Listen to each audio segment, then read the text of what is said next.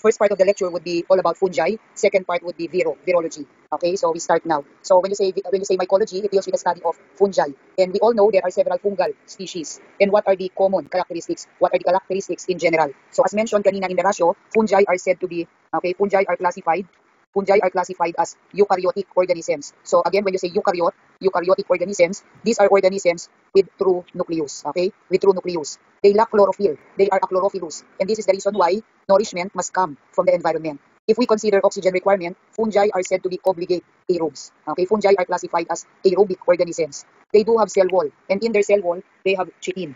So aside from the cell wall, they also have cell membrane.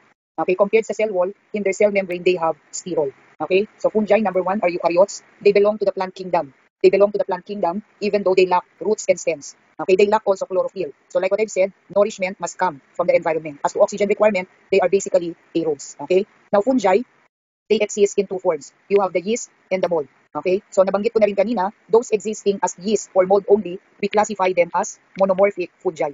Monomorphic fungi. So kung yeast ka forever or mold ka forever, you are considered monomorphic fungi. Though those existing either as yeast or as mold, they are said to be dimorphic fungi. Okay? They are classified as dimorphic.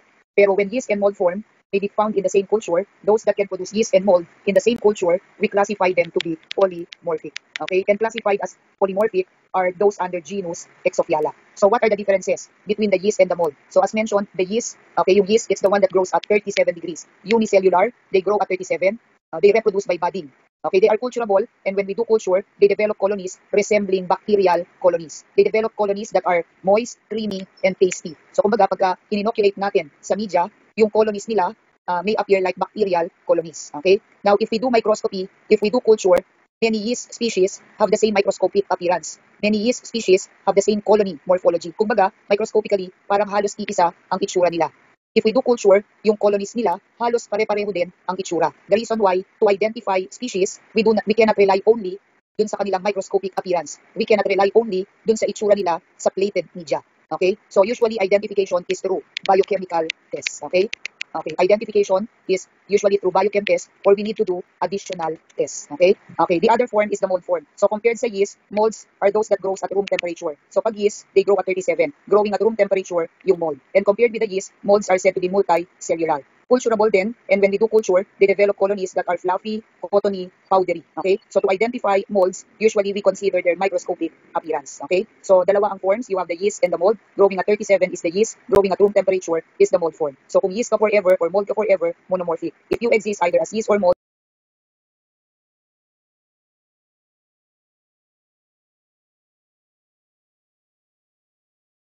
you are said to be dimorphic. Okay? Regarded as the fundamental unit of fungi is hyphae. The fundamental unit, we call it hyphae. Now, when many hyphae are joined together, we call them mycelium. So by definition, pag sinabing mycelium, it is the mass of countless hyphae. In other words, maraming hyphae ang mapuproduce ay mycelium. Okay? Now, hyphae may be classified into two categories based on the presence or absence of cross walls. Nabanggit ko to kanina. So pag ang itsura ay may divisions, may cross walls, we classify them septated.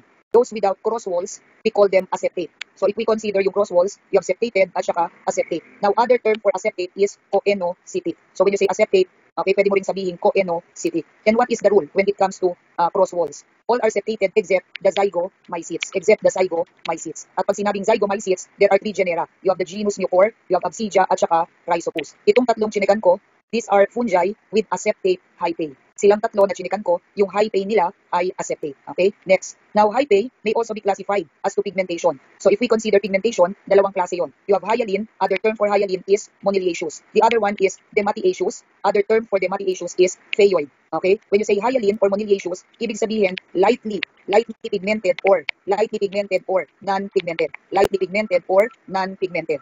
Okay? So, examples of fungi that is lightly pigmented or non-pigmented are Aspergillus, you have Fusarium, you have Rhizopus. Itong ginuhitan ko ng dalawa, these are fungi classified as moniliaceous. Okay? Dematiaceous or phaeoid would mean darkly pigmented. So pag sinabing dematiaceous, darkly pigmented yon. Okay? So Alternaria, Bipolaris, Cladosporium, Pialopora, itong apat na binibilugan ko, genus ito ng fungi classified as dematiaceous, meaning darkly pigmented. So look at this picture. So itong dalawa na to ay hyphae. Ito ay aseptate kasi walang cross walls. Ito ay septated. Okay? Next, look at this picture.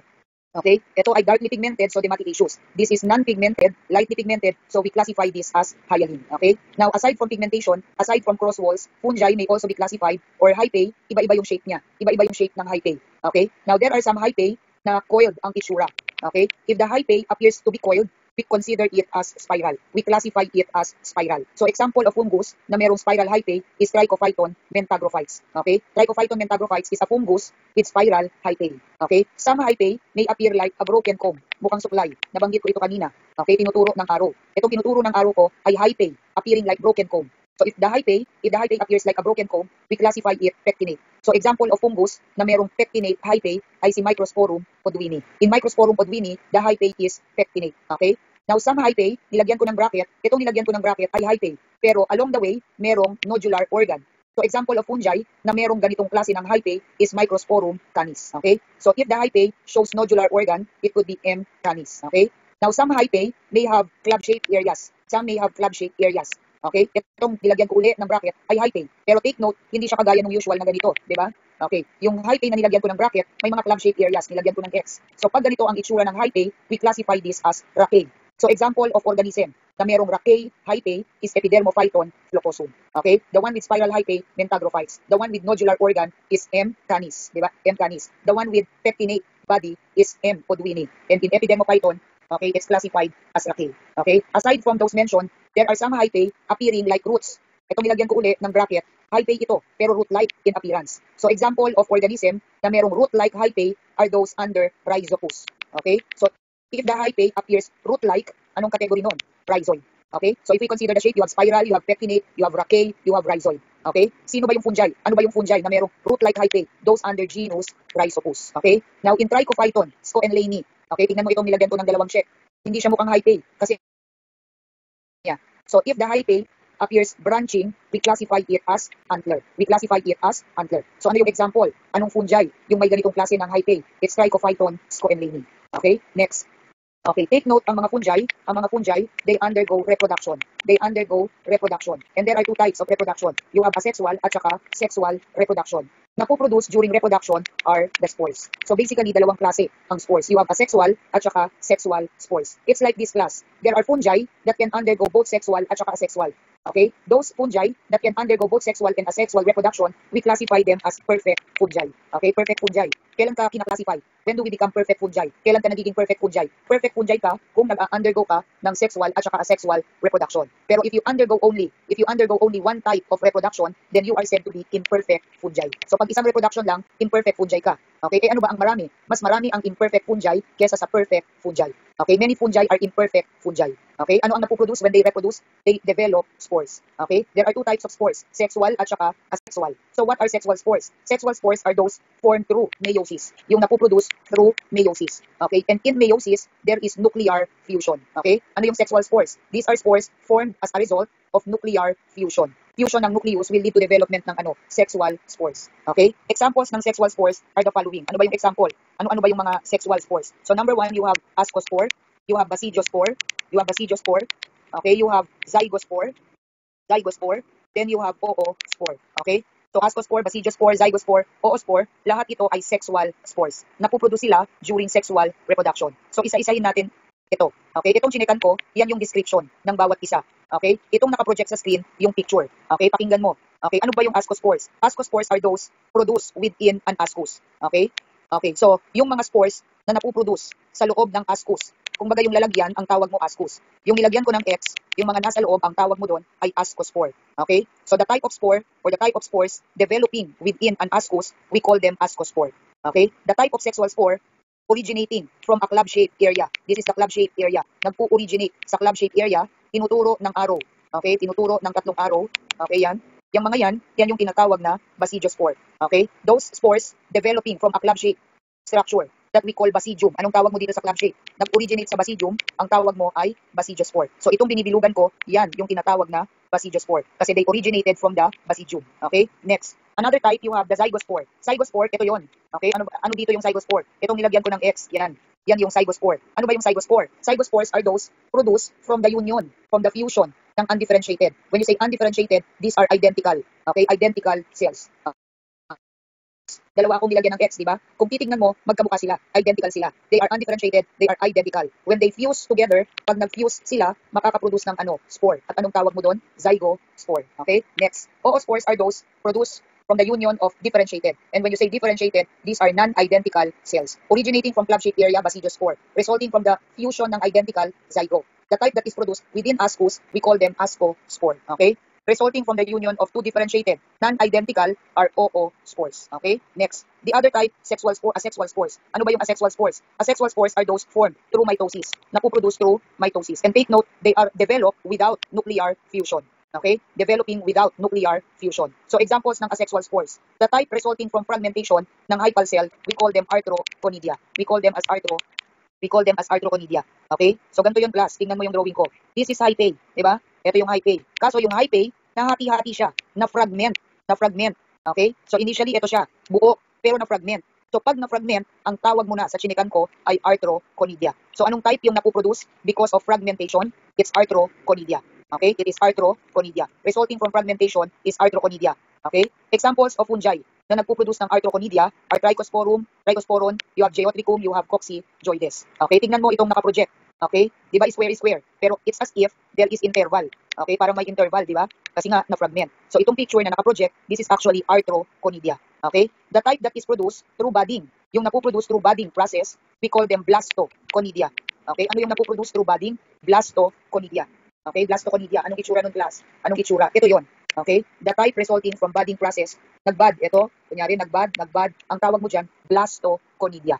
Okay? From fragmentation, arthro, through budding process, it is blastoconidia. Okay? If it's produced because of enlargement of hyphal cell, we call it chlamydoconidia, or we call it also chlamydospore. Okay? Tingin sa drawing ko. Ito yung hyphae, di ba? Kaso, yung hyphae, nagkaroon ng enlargement sa dulo, or nagkaroon ng enlargement sa gilid, or nagkaroon ng enlargement within.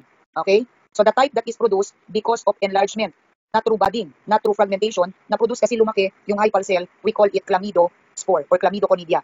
Now if, look at this picture, di ba? Okay, ito may enlargement sa dulo. So if there is enlargement at the end, pag nasa dulo, we classify it terminal chlamydoconidia.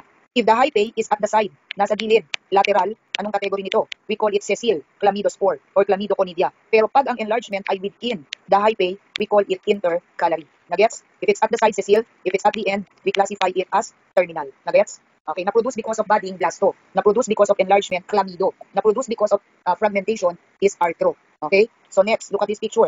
The type that is produced within a sporangium, we call them sporangiospore. So yung type ng spore na nade-develop sa lalagyan, na kung tawagin ay sporangium, we call them sporangiospore. Itong mga bilog-bilog sa loob, these are the what? Sporangiospore. Kasi na-develop sila within the sporangium. Okay? Next. Okay, another type, you have conidia. Diba? Ano ba yung conidia? Could be macro, could be microconidia. Okay? Okay, ano ba yung conidia? Conidia are those originating from aconidiophore. Originating from aconidiophore. Okay, ganito yung class. Itong nasa ilalim, hyphae, di ba? Okay, itong nilagyan ko ng bracket, conidia ang tawag mo dyan. Okay? Tinuturo ng arrow yung parang tangkay. Yung parang tangkay, we call them conidiophore. Okay? What do we call the spore? Okay, what do we call the spore? Originating, arising from the conidiophore, we call them conidia. So obvious naman, pag mas maliit, microconidia, larger and multicellular. Ma'am, ano ba yung multicellular?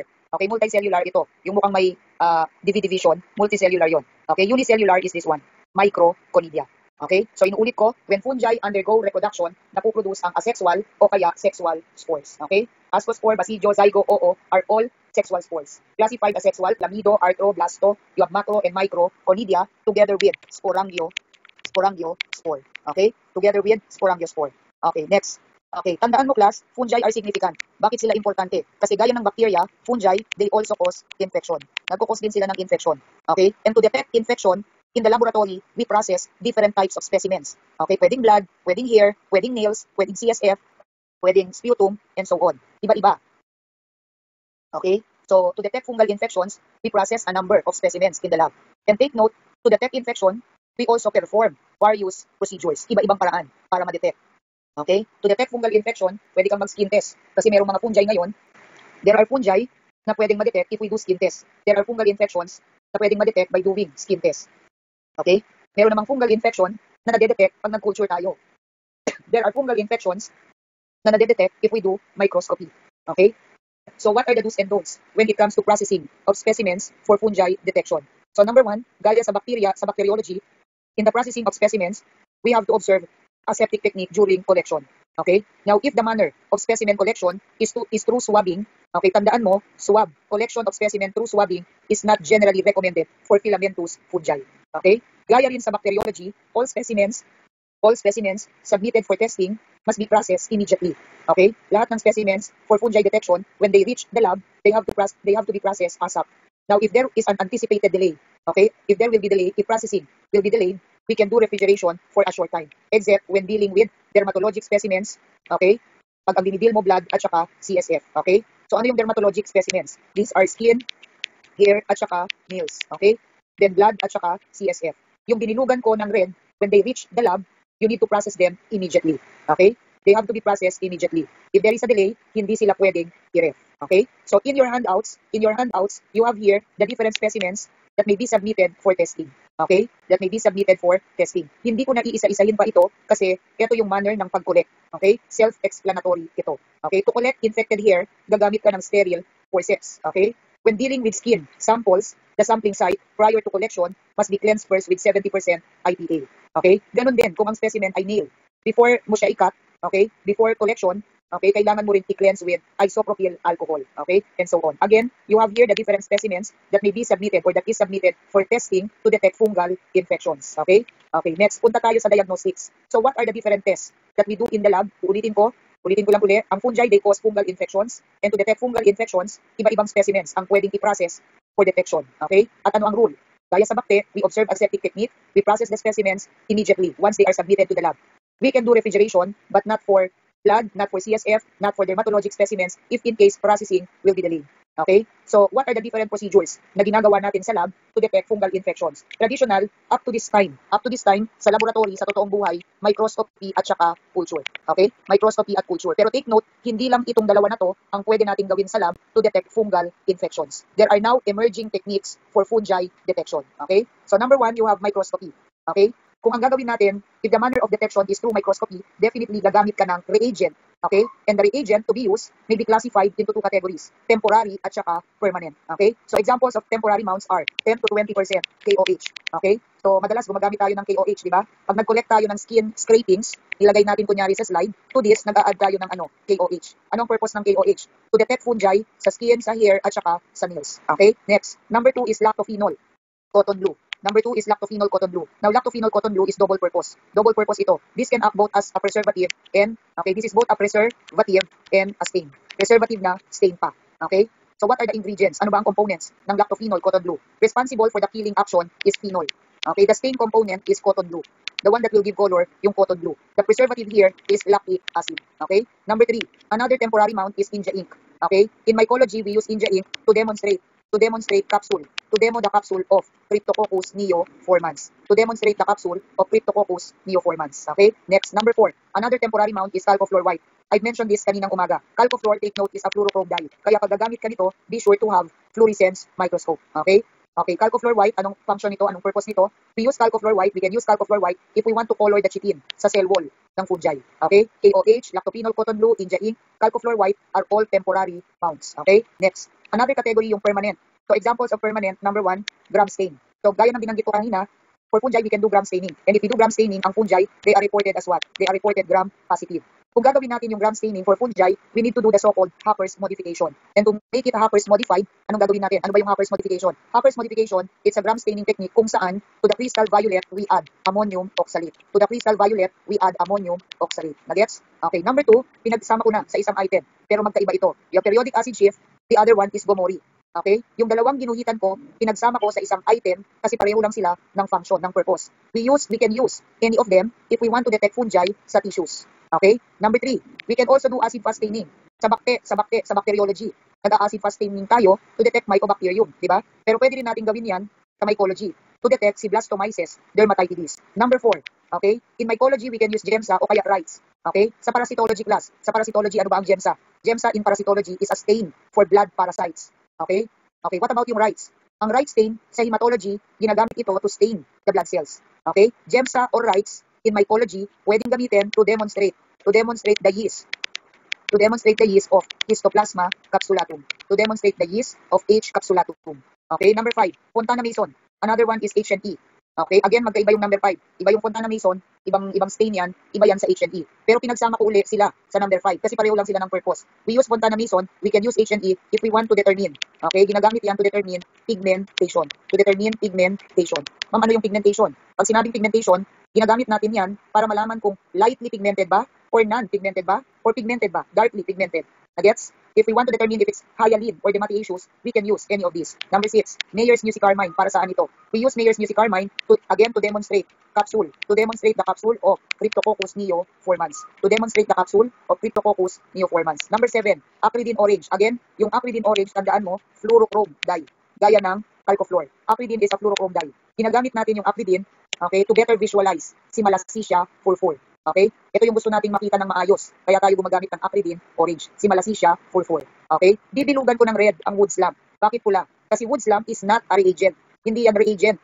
Okay? Pero ginagamit yan sa mycology to detect. Okay? To detect fluorescence. We use it in mycology to detect or to show fluorescence. Kasi may mga fungi na nagpo-produce ng fluorescence. Okay? At para makita mo yung fluorescence, gagamit ka ng wood slump. Okay? Okay. Kung wala ito sa handouts, pakipicturan. Okay? Okay, hindi ko na rin ito iisa-isahin. Ito yung mga stains na binanggit ko. Okay, at ito yung resulting color. Ito yung kulay na i-impart nila when we use them sa specimen. Okay? Periodic acid shift, when used, will impart magenta color. Gomori methenamine silver will produce black coloration, and so on. Gets? Okay, next. Another procedure that we do in the lab to detect fungal infections, patubuin mo yung fungi. I-culture mo. Okay? So, fungi are culturable. So, if you want to cultivate fungi, gagamit ka ng culture media. At pag gumamit ka ng culture media, nag-inoculate ka, then you need to incubate. And what is the incubation temperature for fungi? Tandaan mo, pag bacteria ang pinatutubo natin, o kaya virus, we incubate at 35 to 37 degrees. Pero pag fungi, incubation is at 25 to 30 degrees or simply at room temperature. Okay? One characteristic of fungi is that they are slow growers. Okay? Slow growers sila. Kaya, tingnan mo ang drawing ko. Ikaw yung medtech sa lab, nag-inoculate ka dito, in-incubate mo ng Monday. Kunyari, in-incubate mo ng Monday. Mag-inoculate ka ng Monday. The following day, Tuesday, huwag kang umasa na may colonies. Okay, dumating ang Wednesday, pinalikan mo sa incubator. Okay, again, huwag ka umasa. Kasi nga, slow growers. Kaya pag walang tumubo after a few days, hindi mo yan i-discard. Maghihintay ka. Ang sabi ni Mayhon at Baylis, cultures are held for 21 to 30 days. Okay? 21 to 30 days. Okay? Many fungi may be acquired through inhalation. Maraming fungi ang na-acquire through inhalation. Kaya, pag ang pinaprocess mo sa lab, okay, if you are dealing with fungi, dapat may safety cabinet ka. Naalala mo na babanggit ang safety cabinet, biological safety cabinet sa bakte. Tatlong klase, you have class 1, class 2, class 3. Okay? When dealing with fungi, all specimens must be handled using what? Anong type ng cabinet? Class 2 cabinet. Okay? Okay. And since fungi are slow growers, ang tagal. Okay, tingnan mo uli ang ilo-drawing ko. Okay? Ito yung Saborodes, kunyari. Saborodes dextrose agar. Nag-inoculate ka dyan. Okay, nag-inoculate ka ng Monday. In-incubate mo, room temp. The following day, Tuesday, walang growth. Okay, dumating ang Miyerkules, walang growth. Okay? Dumating ang Thursday, walang growth, walang tumubong fungi. Nung Tuesday, nung Wednesday, nung Thursday. Pero, Tuesday, may tumubo. Pero ang tumubo ay ano? Hindi fungi ang tumubo. Ang tumubo ay bacteria. Tinagalan mo yung pag-incubate. Dumating ka ng Wednesday. Mas lalong dumami yung bacteria. Okay, dumating ang Thursday, dumami na naman yung bacteria. Ibig sabihin, kung matagal, 21 to 30, mauuna pang tumubo ang bacteria kesa sa dinedetect mo. Kaya anong dapat mong gawin? Pigilan mo yung bacteria na tumubo sa media. Okay? At para mapigilan, anong dapat mong gawin? You add agents, you add antimicrobials sa culture media. What may be added? We can use chloramphenicol or gentamicin. Anong function itong dalawa na to? Any of these pwede. Okay? Chloramphenicol or gentamicin will prevent. Addition of this sa media will prevent bacterial overgrowth. Okay? Will prevent bacterial overgrowth. What about cycloheximide? Cycloheximide may be added or is added to prevent saprophytic fungi. To prevent saprophytic fungi. Okay? So ano yung dalawang letter C class? Chloramphenicol tsaka cycloheximide. So examples of media na ginagamit if we want to do culture. So number 1 is SDA, Saborodes dextrose agar. Walang board exam na hindi ito natatanong. Laging ang tanong ay ganito, what media is used for routine? Used for routine cultivation of fungi is SDA. Okay? So next, mycobiotic. Another name for this, mycocell. Okay, ano ba yung mycobiotic? Ano ba yung mycocell? Mycocell, we use this for dermatophytes. Okay? Ganito yung class. Tingnan mo yung isusulat ko. Saborodes dextrose agar, nilagyan mo ng chloramphenicol, nilagyan mo ng cycloheximide, it will give you anong media? Okay, pag yung Saborodes, nilagyan mo ng chloramphenicol o kaya cycloheximide, ang pangalan ng media would be mycobiotic or mycocell. Okay? Next, number 3, Zapec agar, we use this for what? We use this for aspergillus. Okay? We use it for aspergillus. Okay, number 4, yeah, brain heart infusion. Okay, pwedeng may antibiotic, pwedeng wala. Number 6, if we want to stimulate spore formation ni Candida albicans, we use cornmeal agar. So anong purpose ng cornmeal agar? To stimulate development of spores ni Candida. Number 7, another media ni gourd seed. Other name for this is stave or bird seed. We use this for Cryptococcus neoformans. Okay? Number 8, PDA, potato dextrose agar. We use it for Trichophyton rubrum. Number 9, malt extract agar. Ginagamit natin dito for Malassezia furfur. Okay? And last, number 9, is the so-called rice medium. Okay? Gumagamit tayo ng rice medium if we want to differentiate si M. canis from M. odwini. M. canis will produce growth sa rice medium, while si M. odwini negative sa rice medium. So inuulit ko, to detect fungal infections, okay, we collect specimens from the patient. Okay, we process this specimen, and after we process, okay, we can do microscopy. Okay, we can also do culture. Pero narinig mo kanina, many yeast species have the same colony appearance. Many have the same microscopic appearance. Kaya hindi pwedeng itong dalawa lang. Kailangan may iba ka pang test na ipe-perform. You need to do additional tests. Okay, itong tatlo. Okay, examples of additional tests. Number 1, sa listahan, hair baking, or what we call hair perforation test. Okay? So, nabanggit ko na rin ito kanina. Hair perforation or hair baiting, ang specimen mo dito, obviously, ay hair strand. Okay? So, yung hair strand, ilalagay mo sa slide, tapos may lactophenol yon. Kasi to look for the result, we have to look for it under the microscope. Okay? Tingnan mo ang drawing ko. Ito yung slide kunyari. Tapos meron ka ritong hibla ng buhok. Tinuturo ng araw, hibla ng buhok. Pero pag finokus mo yan sa microscope, ito yan. Okay? Ano ang purpose ng hair baiting? We do hair baiting test if we want to differentiate Trichophyton mentagrophytes from Trichophyton rubrum. Negative sa hair baiting si rubrum. We can also do hair baiting if we want to differentiate M. canis from M. equinum. Okay? So anong positive result dito, class? Conical or V-shaped hair perforation. Okay? Okay. Bakit may kulay dito sa nakaproject? Kasi nga, gumagamit tayo ng lactophenol cotton glue. Okay? Next. Number 2, another miscellaneous test, urease test. Okay? Sa bacteriology, nababanggit ang urease test, di ba? In bacter, we do urease test. We do urease test to detect yung tinatawag na PPM, Proteus providentia mordanella. Okay, the so-called urease test, we can also do it to differentiate Trichophyton mentagrophytes from Trichophyton rubrum. So pag ginawa mo yan, si mentagrophytes positive, si rubrum ay negative. Okay, to do urease test, gagamit ka ng urea agar. Kunyari ito yung class. This is urea agar. So we inoculate, we incubate. Pagka-incubate, titignan mo lang yung tube kung nabago ang kulay. So anong positive result, class? Nakita mo itong nakaproject. Positive result, development of pink, okay, red, fuchsia color. Gets? Okay, next. Number 3, okay, another procedure na pwede natin gawin para makatulong sa pag-identify ng species, we detect production ng red pigment. Okay, pwede natin gawin itong number 3 if we want to differentiate again Trichophyton mentagrophytes tsaka si Trichophyton rubrum. Trichophyton rubrum produces red pigment, mentagrophytes hindi. Okay, so para natin malaman kung nagpo-produce ng red pigment o hindi si rubrum, mag-inoculate ka sa media. Anong ginagamit to detect production ng red pigment? We use cornmeal agar with 1% glucose. With 1% glucose. Okay? Para mo malaman kung nagpo-produce ng red pigment, gumamit ka ng cornmeal agar with 1% glucose. Okay? Next, number 4. Another additional test, temperature studies. Nabanggit ko na rin ito kanina. So when you say temperature studies, we observe if there is growth pag nag-incubate tayo at 42 degrees. Okay? Okay, if there is growth at 42. Eh di ba ang fungi, ano ang temperature nila? 25 to 30 for room temperature. Okay? We observe for growth at 42 degrees if we want to separate albicans positive from dubliniensis. The one that will produce growth when incubated at 42 is Candida albicans. Si dubliniensis, hindi yan magpuproduce ng growth at high temperature. Okay? So another test, you have potassium nitrate assimilation. Okay? Next, you have germ tube test. Okay, ang walang kamatayang germ tube test. Okay, ano ba yung germ tube? It's the presumptive test for Candida and C. dubliniensis. In other words, if we do this in the lab at nag-positive, ibig sabihin, yung specimen mo na pinaprocess, it's positive for Candida albicans or it could be due to dubliniensis. And again, if we do germ tube test, hindi nakikita ang positive result macroscopically. For us to observe the positive result, we do it microscopic. Okay? Paano ginagawa yung germ tube test? Pakinggan. To do germ tube test, mag-inoculate ka sa SDA. Plated media ito, class. Mag-inoculate ka dyan. Okay, room temperature, incubate, matagal. So after incubation, magkakaroon ng colonies. Okay? So to do germ tube test, you get a tube and transfer. Mag-transfer ka sa tube ng colonies. Okay? Okay. To this, we need to add. Okay, we need to add 0.5 ml serum. Okay? I-mix mo yung serum. Okay, tsaka yung colonies. Okay? So after that, we incubate. We incubate at 35 to 37 degrees, 3 to 5 hours. Okay? Incubate mo. After incubation, get a slide. Transfer few drops sa slide. Okay? Pag nasa slide na, silipin mo under the microscope. So anong makikita mo, class? Pag nakakita ka ng ganito, bilog-bilog lang, i-report it negative. Kasi for the test to be positive, dapat may buntot.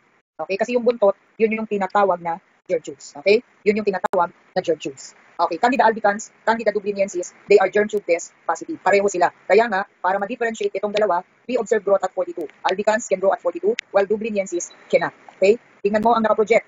Ito yung germ tube class. Ito yung yeast cell. Pag bilog-bilog lang, negative. Kasi pagka may buntot, yun yung germ tube, then it is said to be positive. Okay? Gets? Okay, next. So still on mycology. Okay? Okay. Another procedure, again, if there are slides na wala sa handouts, you can screenshot. Okay? Picturean mo. Okay. So what is this test all about? Okay? Ito yung tinatawag na, we call this as what? We call this as carbohydrate assimilation test. Sa itsura ng nakaproject, parang siyang susceptibility testing. Okay? Di ba parang susceptibility test? Pero hindi. Kasi itong tinuturo ng arrow, those are not antibiotic discs. Those are actually carbohydrate discs. Okay? Instead na antibiotic ang nakalagay sa disc, ang nakalagay ay carbohydrate. So this one could be lactose, this one could be xylose, this one could be maltose, and so on. Okay? Imbis na antibiotic ang nasa disc ay carbohydrate. Okay? Okay, ganito yon. Para lang maintindihan. Okay, may tinatawag, there is a term, fermentation. Okay, this one is assimilation. Magkaiba ito, class. Anong pinagkaiba? Okay, naririnig mo yung fermentation test sa bakte. And when you say fermentation test, we do fermentation test to detect. Okay, anong purpose ng fermentation? To detect acid production. Okay, to detect the ability to produce acid, we do fermentation test. Pero to detect the ability of the organism, okay, ano ba yung assimilation test? Ginagawa natin to identify the carbohydrate that the organism, can store. Okay, can store for future use. Okay, for future use. Okay, anong purpose ng assimilation? To identify the carbohydrate that the organism can store for future use. Okay, magkaiba ng purpose yung fermentation tsaka assimilation. Okay, paano ginagawa yung carbohydrate assimilation test? To do carbohydrate assimilation test, we prepare nitrogen-based agar. Kunyari ito yon. Okay, magtimpla ka ng media. What is the media? Nitrogen-based agar. Before the media becomes solid, okay, ihalo mo na yung organism, yung yeast na tinetest mo. Okay? In other words, kasama sa magso-solid yung organism. Okay? Nasusundan, class? Prepare ka ng media, nasa petri dish. Bago yan mag-solid, ihalo mo na yung yeast suspension, yung organism. Okay? After that, allow the media to become solid. Okay? Allow it to solidify. At pag nag-solid na, class, then we apply now the carbohydrate disc. Okay? Ilagay mo yung carbohydrate disc. Gets? Carbohydrate disc. Okay, kunyari, this is lactose, this is xylose, this is fructose, and so on. Gets? Carbohydrate ito, hindi antibiotic. So after incubation, magsusukat ka ba ng zone of inhibition? Hindi. Kasi hindi naman ito susceptibility test. Okay, in carbohydrate assimilation, look at this picture. This is the carbohydrate disc. Diba? Ito yung carbohydrate, itong sinade ko. Pero, itong parang shadow na nakapaligid sa kanya ay growth. Okay? Growth. Pero tingnan mo itong tinuturo ng kulay red. Okay? Parang walang shadow. Diba? So kung walang shadow, negative yun. Yung mukhang may shadow, positive. Eh ano naman ngayon? Kung may parang shadow, kung positive, anong ibig sabihin? Okay, ganito yun. Kunyari ito lactose. Nagkaroon dito ng growth. Okay, buray ko na to, kampalito. Okay. Nag-incubate ka, tapos after incubation, there is growth. Ibig sabihin, yung organism na nilagay mo sa media can assimilate lactose for future use. Okay? Okay, if there is growth, ano yung palatandaan na may growth? Para siyang may zone of inhibition. Nagets? Para siyang merong zone of inhibition. Okay, para saan ang assimilation test, class? We do carbohydrate assimilation test if we want to determine or if we want to detect the ability of the organism to identify the carbohydrate that the organism can store for future use. Okay? Bago ko ituloy-tuloy, class, again, para malaman kung ang pasyente may fungal infection o wala, after nating mag-collect ng specimen from the patient, we process the specimen and we do certain procedures sa lab. And what are these procedures again? Number 1, silipin mo yung itsura sa microscope. Number 2, mag-culture ka, kaso ang tagal. Or, number 3, you do additional tests. Hair beating, hair perforation, urease test, germ tube test, carbohydrate assimilation, and so on are examples of procedures na ginagawa or pwede nating gawin to detect fungal infections. Okay? Next, tingnan mo yung nakaproject. Ang saya, pag ganyan, ang itsura ng kinulture mo. Di ba? Okay. So, in this picture, okay, dito sa naka-project, gumamit dito ng chrome agar. Chrome is chromogenic agar. Kailan tayo gumagamit ng chrome agar? Kailan pwedeng gamitin ang chrome agar? We use chrome agar to identify species under Candida. Okay? To identify species under Candida. Kunyari ikaw yung medtech, ito yung chrome agar. Okay, nag-inoculate ka dyan. In-incubate mo. Pero after incubation, nagkaroon ng colonies. Yung colonies kulay green. Most likely, it's albicans. If after incubation, ang tumubo ay purple, then it is what? Okay? Candida crusade. Okay, kung ang tanong mo, mamahal po ba yan? Malamang. Kasi ang saya, di ba? Kulay-kulay. Okay, next. Okay, traditionally, we do microscopy. Hanggang ngayon, ito pa rin ang ginagawa talaga sa totoong buhay. Di ba? Nagma-microscopy tayo, most of the time, we use 10 to 20% KOH. Number 2, nagkukulture pa rin tayo sa lab. At madalas, ang ginagamit natin is DA. Nag-additional test naman talaga tayo sa lab. Yun nga lang, limitado saan? Germ tube test. Itong tatlo, using KOH, using Saborods, doing germ tube test, are actually traditional. Ito yung traditional. Ito yung ginagawa talaga sa totoong buhay sa lab to detect fungal infections. Pero like what I've said, there are now emerging procedures, emerging techniques. Okay? So what are these? Number 1, the 1,3 beta-D glucan test. Okay? So doing 1,3-beta-D-glucan test, applicable or suited ito sa lahat ng fungi, except for Cryptococcus neoformans and Euphorales. The so-called CAD test, we do this for yeast identification. Okay? We do ELISA in the lab to detect galactomannan. Ano ba yung galactomannan? Galactomannan is found in the cell wall. It is found in the cell wall of Aspergillus. Found in the cell wall of Aspergillus. Gets? It is found in the cell wall of Aspergillus. Okay? Another one is T2 magnetic resonance assay. Again, this is for Candida. Okay? Directly sa blood samples. Okay? Ito bang nilagyan ko ng bracket na blue? Na-encounter mo yan sa lab? Ginawa niyo ba yan sa lab? I am sure, hindi. Kasi malamang ang ginawa mo sa lab, yung walang kamatayang germ tube test, ano pa, yung pag-inoculate sa saborods, and so on. Okay? Next, punta tayo sa fungal infections. There are 5 categories. Nabanggit ko na ito kanina. You have superficial mycosis, you have cutaneous mycosis, you have subcutaneous, okay? You have systemic, at saka opportunistic. Okay? Limang klase yung fungal infections. And the medical term for fungal infection is mycosis. Okay? Anong tawag mo sa fungal infection? Mycosis. So ano yung superficial? Superficial mycosis are fungal infections affecting the outermost layer of the skin. Affecting the outermost layer of the skin. Okay? Anong example niyan, class? Tinea versicolor. Okay? Tinea versicolor ang example niyan. In Tagalog, an-an. In Mindanao, ang tawag nila up-up. Bakit tinawag nila na up-up? Kasi ang pinapahid nila sa affected part is up-up solution. Okay? Next, what are cutaneous mycosis? Cutaneous mycosis are fungal infections affecting keratinized tissues. Keratinized tissues, the parts of the body with keratin, gaya ng skin, hair, at saka nails. Okay? So itong dalawa na binilugan ko, in superficial and in cutaneous, number 1, no immune response. There is no immune response. Okay? Meaning, na-infect ka, pero after the infection, hindi ka nag-produce ng antibody. Okay? No immune response. Number 2, okay, direct contact ang mode of transmission. The mode of transmission is through direct contact. So again, superficial mycosis are fungal infections affecting the outermost layer of the skin, affecting the keratinized tissues, the skin, the hair, and the nails, cutaneous yun. No immune response, and at the same time, acquired person-to-person contact. Okay? It is spread through direct contact. Okay? Next, what about subcutaneous? Ano yung subcutaneous mycosis? Burahin ko lang ito. Okay? So what are subcutaneous mycosis? Subcutaneous mycosis are fungal infections affecting deep layers of the skin. Affecting the deep layers of the skin. Okay? Next. Ano pang tatandaan? This type is acquired through trauma. Okay? Acquired through trauma. Okay? Ano pang tatandaan pag subcutaneous? The causative agents are usually found on soil. Okay? Yung mga nagkukos ng subcutaneous, yung mga fungi na nagkukos ng subcutaneous, usually nasa soil. Kaya, if you have subcutaneous mycosis, the part of the body usually infected is the feet. Okay? Okay, ano yung subcutaneous? Ito yung fungal infections affecting deep layers ng skin. They are acquired through trauma, meaning natusok ka. Okay? Usually, yung nagkukos nito nasa soil. Kaya, ang part ng katawan na laging affected, laging involved sa subcutaneous ay paa. Okay? Okay, next. The other type, systemic mycosis. Ano yung systemic mycosis? Systemic mycosis are fungal infections acquired through inhalation. Na-acquired through inhalation.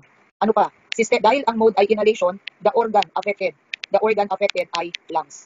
Okay? Lungs ang usually affected. Another information about systemic is that yung mga systemic mycosis, it's actually caused by dimorphic fungi. Lahat ng systemic mycosis ang nagkukos, puro dimorphic fungi. Walang exception. Okay? Next, opportunistic mycosis. These are fungal infections affecting immunocompromised. Example, yung mga may AIDS. Okay? Yung mga may AIDS. There are 5 types ng fungal infections. You have superficial, cutaneous, subcutaneous, systemic, at saka opportunistic. Okay? Isa-isahin natin ngayon. Okay. So, example ng superficial mycosis. What are the fungal infections na naka-classify as superficial? So, number 1, you have Tinea versicolor. Tinea versicolor. Okay? Number 2 is Tinea nigra. Number 3 is Piedra. Pero dalawa kasi yung Piedra. You have black Piedra at saka white Piedra. Okay? White Piedra. Okay, 3 klase lang. There are only 3 types of fungal infections classified superficial. Tinea versicolor sa Tagalog ay an-an. Okay? Tinea nigra at saka Piedra. Take note, pag Piedra, ang affected ay here. Okay, tingnan mo ang naka-project class. May description sa handouts. Ito yung description, di ba? Yan yung description. Ito yung picture. Okay, ganito yung class. What is Tinea? What is Tinea nigra? What is Tinea versicolor? Tinea versicolor, it's a fungal infection characterized by discoloration. Okay, discoloration. Okay, discoloration or depigmentation ng skin. Depigmentation of skin. Okay? Agets? Kitang-kita ito kung hindi ka maputi. Kung ano ka, kung with dark complexion ka, kung maitim ka, kitang-kita yan. Obvious na obvious yan. Pero kung maputi ka, hindi yan kitang-kita. So, Tinea versicolor. Okay? The other one is Tinea nigra. Tinea nigra, it's characterized by brown to black patches on the palms of the hands, soles of the feet. Okay? Ang affected palad at saka talampakan. Tinea nigra ang tawag. Okay? Next, you have piedra, black at saka white. Okay, ganito yung class. Ano ba yung piedra? So, in piedra, kung ito yung hibla ng buhok, you develop nodule. Tinuturo ng araw, may nodule. Kaya, if you feel the hair strand, okay, hinawakan mo yung hibla ng buhok, hinipo mo yung hibla ng buhok, para siyang makapal. Okay? Pero yung kapal pala na yon, hindi yun split ends. Kung hindi, fungal infection na pala yun, na ang tawag ay piedra. Okay? Kaso dalawang klase yung piedra. You have black at saka white piedra. Anong pinagkaiba? Black piedra, okay, involves scalp hair. So pag sinabing scalp hair, the hair on the head. Okay? Pag ang affected, hair sa head, we call it black piedra. Pero pag ang involved ay balbas, bigote, okay, axillary hair, buhok sa kilikili, genital hair, we call it white piedra. Okay? Okay. So balikan natin si Tinea versicolor. Tinea versicolor, it is actually caused by Malassezia purpur. Anong fungus ang nagko-cause ng Tinea versicolor? Causing Tinea versicolor is Malassezia purpur. And si Malassezia purpur, under the microscope, it's a yeast. It is actually a yeast that forms the so-called spaghetti with meatballs appearance. Spaghetti with meatballs appearance. Okay? Nakukulture si Malassezia purpur. So if we do culture, it will develop colonies appearing like medicine bottles. Appearing like medicine bottles. Ito yon, class. Ito yung spaghetti with meatballs appearance. Sino yung spaghetti with meatballs? Si Malassezia purpur. Okay, next. I am done with superficial. Another type ng fungal infection, cutaneous. So pag sinabing cutaneous, ang affected ay skin, hair, at saka nails. Okay? What is the other term for cutaneous? AKA. So pag sinabing cutaneous, pwede mo rin siyang tawagin na dermatomycosis. Pwede mo rin siyang tawagin as dermatophytosis. Pwede mo rin siyang tawagin Tinea infection. Okay? Pwede rin siyang tawagin as ringworm infection. Okay? Pare-pareho lang ito. Dermatomycosis, dermatophytosis, Tinea infection, ringworm infection. Okay? Ang tawag din dyan, cutaneous mycosis. Nagets? Okay. Itong binibilugan ko ngayon. Okay? Fungal infections yan. Hindi yan fungi. Yan yung pangalan ng infection. These are all fungal infections classified as cutaneous. Nagigets? Okay, itong naka-table na yan, fungal infections yan. Anong category? Cutaneous mycosis. Okay? So, number 1, you have your Tinea corporis. In Tagalog, we call it buni. Okay, ano ba yung buni? Yung sobrang makati. Okay? In Mindanao, they call it buni. In Manila, we call this buni. Okay? Pag Tinea corporis, it's a fungal infection affecting bodily skin. Okay? Tinea cruris, this is the medical term. In layman's term, we call it jack itch. In Tagalog, yan yung tinatawag na hadhad. Gets? Yan yung tinatawag na hadhad. It affects the groin. It affects the groin. Okay? Next, Tinea manum. Ano yung Tinea manum? Okay? It's a fungal infection characterized by, okay? Tinea manum, this is a fungal infection affecting skin in between fingers. In between fingers. Kunyari, ito yung mga daliri mo. Okay? Okay, pag affected yan, yung gilid-gilid dyan, Tinea manum yun. Tinea pedis, in layman's term, athlete's foot. Ano ba yung Tinea pedis? It's a fungal infection affecting skin in between toes. Okay, affecting the skin in between toes. Sa paa naman. Tinea capitis, affecting hair shaft. It's a fungal infection affecting the hair shaft. Okay, ma'am, ano naman yung hair shaft? Yung hair shaft, balik tayo sa anatomy. Yung hair shaft, ito yung visible part ng hair. Yung part ng buhok na sinusuklay natin, hair shaft ang tawag doon. The visible part of the hair, we call it hair shaft. When you say Tinea famosa, it's a fungal infection involving hair follicles. Involving the hair follicles. Okay, next, Tinea unguium. Tinea unguium, this is fungal infection affecting nails at saka nail bed. Affecting the nail and the nail bed. Okay, Barbae, affecting facial hair. Affecting facial hair. Yung Tinea imbricates, pareho lang halos ng corporis. Affecting bodily skin. Okay, affecting bodily skin. Okay, anong fungi ngayon ang nagkukos ng mga yan? Again, I reiterate, yung binilugan ko, pangalan ng infection yan. Okay? Those are fungal infections. Okay, pero, tayo dito, Tinea capitis. Ano yung capitis? Affecting the what? Affecting the hair. Kaso dalawa, black dot at saka tinatawag na gray patch. When you say black dot, okay, yung black dot, ang nagkukos niyan, Trichophyton tonsurans, saka Trichophyton violaceum. So when you say black dot, it's a fungal infection affecting endotrix. Affecting the endotrix. Okay? Yung gray patch, affecting ectotrix. Okay, ma'am, ano naman yung endotrix at saka ectotrix? Tingnan mo itong drawing ko. Kung itong tinuturo ng arrow ay hair strand, yung outer portion yan, outer part ng hair, we call it endotrix. The outer part, we call it ectotrix. Okay? The outer part of the hair strand, ectotrix yon. Ano yung endotrix? Endotrix, the inner part of the hair strand. Okay? Inner portion.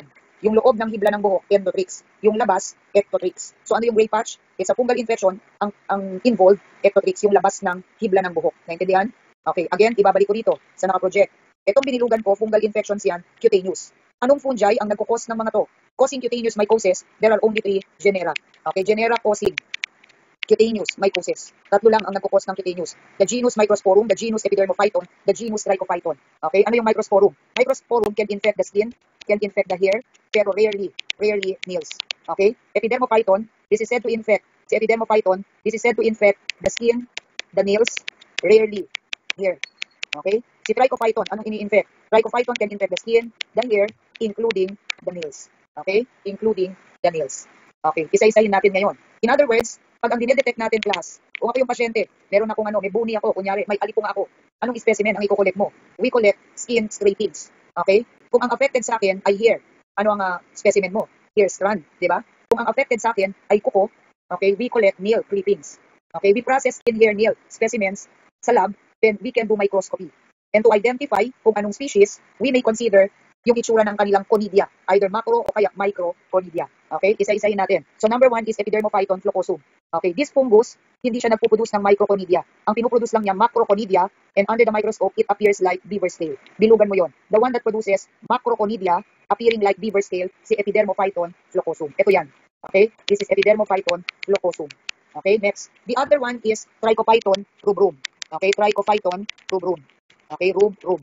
Si Trichophyton rubrum, it produces microconidia na nasa gilid ng hyphae. Kumbaga, kung ito yung hyphae, yung microconidia niya nandiyan dyan, sa gilid. Okay? The reason why, pag tinignan mo under the microscope, it forms the so-called birds on a fence appearance. So, ito yun, class. Okay? This is microconidia of Trichophyton rubrum. Birds on a fence appearance. Okay? Okay. The one that produces microconidia na bilog-bilog in grape-like clusters, gaya nito. Okay? Ganyan yung itsura ng microconidia ni Trichophyton mentagrophytes. The one that produces globose microconidia in grape-like clusters, si Trichophyton mentagrophytes. Okay? So itong dalawa, usually na-encounter ito, si rubrum tsaka si mentagrophytes. So paano sila ma-differentiate? To differentiate ito tsaka ito, we can do hair baiting. Okay? We can do hair baiting test. Si rubrum, if we do hair baiting, negative siya. Si mentagrophytes, positive. If we do urease test, rubrum is urease negative. Okay? Si mentagrophytes, urease positive. Okay? The one that produces red pigment, si rubrum. Hindi nagpuproduce ng red pigment, si mentagrophytes. Okay? Si mentagrophytes. Okay. Idagdag mo, to detect red pigment, anong media ang pwede? To detect the red pigment, we can use cornmeal agar. We can use cornmeal agar with 1% glucose. To detect the red pigment, we use cornmeal agar with 1% glucose. Okay? Gumamit ka ng cornmeal agar with 1% glucose. Okay, next. Okay, so I am done with Epidermophyton. Tingin ulit. Tatlo lang ang nagkukos ng cutaneous. Epidermophyton, nabanggit ko na. Number 2, Trichophyton. Number 3 is Microsporum. Okay? There are 3 Microsporum. You have M. canis, Odwini, Gypsum. Okay, si Microsporum gypsum, we call it now Nanisha gypsia. Hindi na siya Microsporum gypsum. Okay? In the new taxonomy, it's now called Nanisha gypsia. And this can easily be differentiated dito sa dalawa.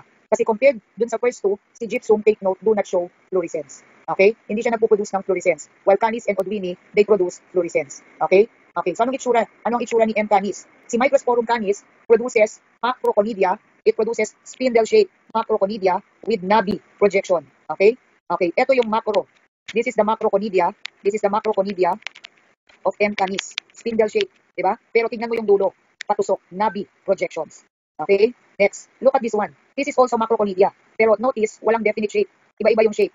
Okay? So pag iba-iba yung shape, anong description? The one that produces bizarre shape, kasi ang gulungan ng daigdig nito, di ba? Iba-iba yung itsura niya, iba-iba yung shape. Bizarre shape macroconidia is M. Odwini. Okay, inulit ko, the one that produces macro, na mukhang beaver's tail, si Flocosum. The one that produces macroconidia, spindle shape, tapos patusok ang dulo, si M. canis. The one that produces, okay, irregularly shaped, bizarre shaped macro, si M. Odwini. Okay, si Microsporum Odwini. Now, canis and Odwini, etong dalawa, pareho sila nagpuproduce ng fluorescence. So, to differentiate, we use rice medium. Gumamit ka ng rice medium. Okay, positive growth sa rice medium, si canis. Hindi tutubo sa rice medium, si Odwini. Okay, next. Other trichophyton that can cause cutaneous, you have Trichophyton verrucosum. Okay, Trichophyton verrucosum ito. Okay, it produces macroconidia appearing like string bean. This is macroconidia of verrucosum. Okay, Trichophyton tonsurans produces microconidia appearing like matchsticks. Okay, in the case of Scoenleni, to identify si Scoenleni, instead of looking for macro and micro, to identify si Scoenleni, we look for the branching hyphae. Etong picture na to is not conidia. This is branching hyphae.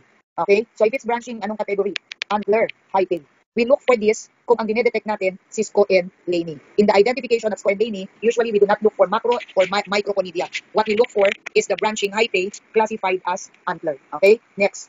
I am done with superficial, done with cutaneous. Another type of fungal infection, subcutaneous. Okay? So there are 5. Okay, there are 6 rather.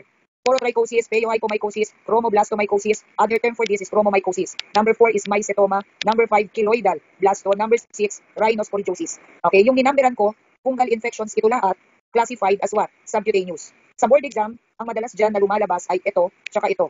Okay, yung dalawang binilugan ko. Okay, Sporotrix kenkai causes what we call rose gardener's disease. We call it sporotrichosis. So ano nagkukos ng sporotrichosis? Ano ang nagkukos ng rose gardener's disease? Causing that one is Sporotrix kenkai. So si Sporotrix kenkai, okay, si Sporotrix kenkai, this is a dimorphic fungus. This is actually a dimorphic fungus. Okay, it can also be what? Occupational hazard. Okay, so anong mangyayari if you have this infection? If you have rose gardener's disease, nabanggit ko na kanina, you develop erythematous. Okay, papulonodular lesion. Okay? Erythematous papulonodular lesions. Ito ang itsura class pag meron kang sporotrichosis. Nabanggit ko kanina, di ba? Pag subcutaneous fungal infections, yung mga nagkukos niyan, kadalasan nasa soil. Kaya, ang part ng katawan na laging involved ay feet. Okay? Okay, next. The other common type ay si chromoblastomycosis or chromomycosis. In chromoblastomycosis, patient develops what? Cauliflower-like lesions. Okay? Ito yon.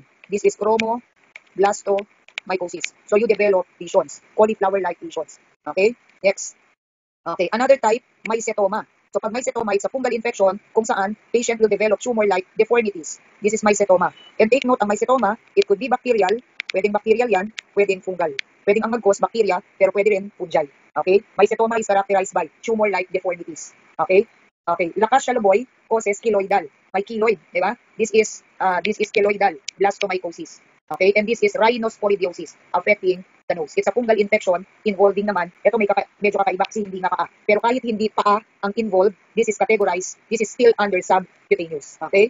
Okay. So ano yung nagkukos ng keloidal? Causing keloidal is Lacasia loboy. And Lacasia loboy, gaya ni Sporotrix, is also a dimorphic fungus. It's a dimorphic fungus. Okay? Causing rhinosporidiosis, si Rhinosporidium severi. Okay? Next, phaeohypomycosis.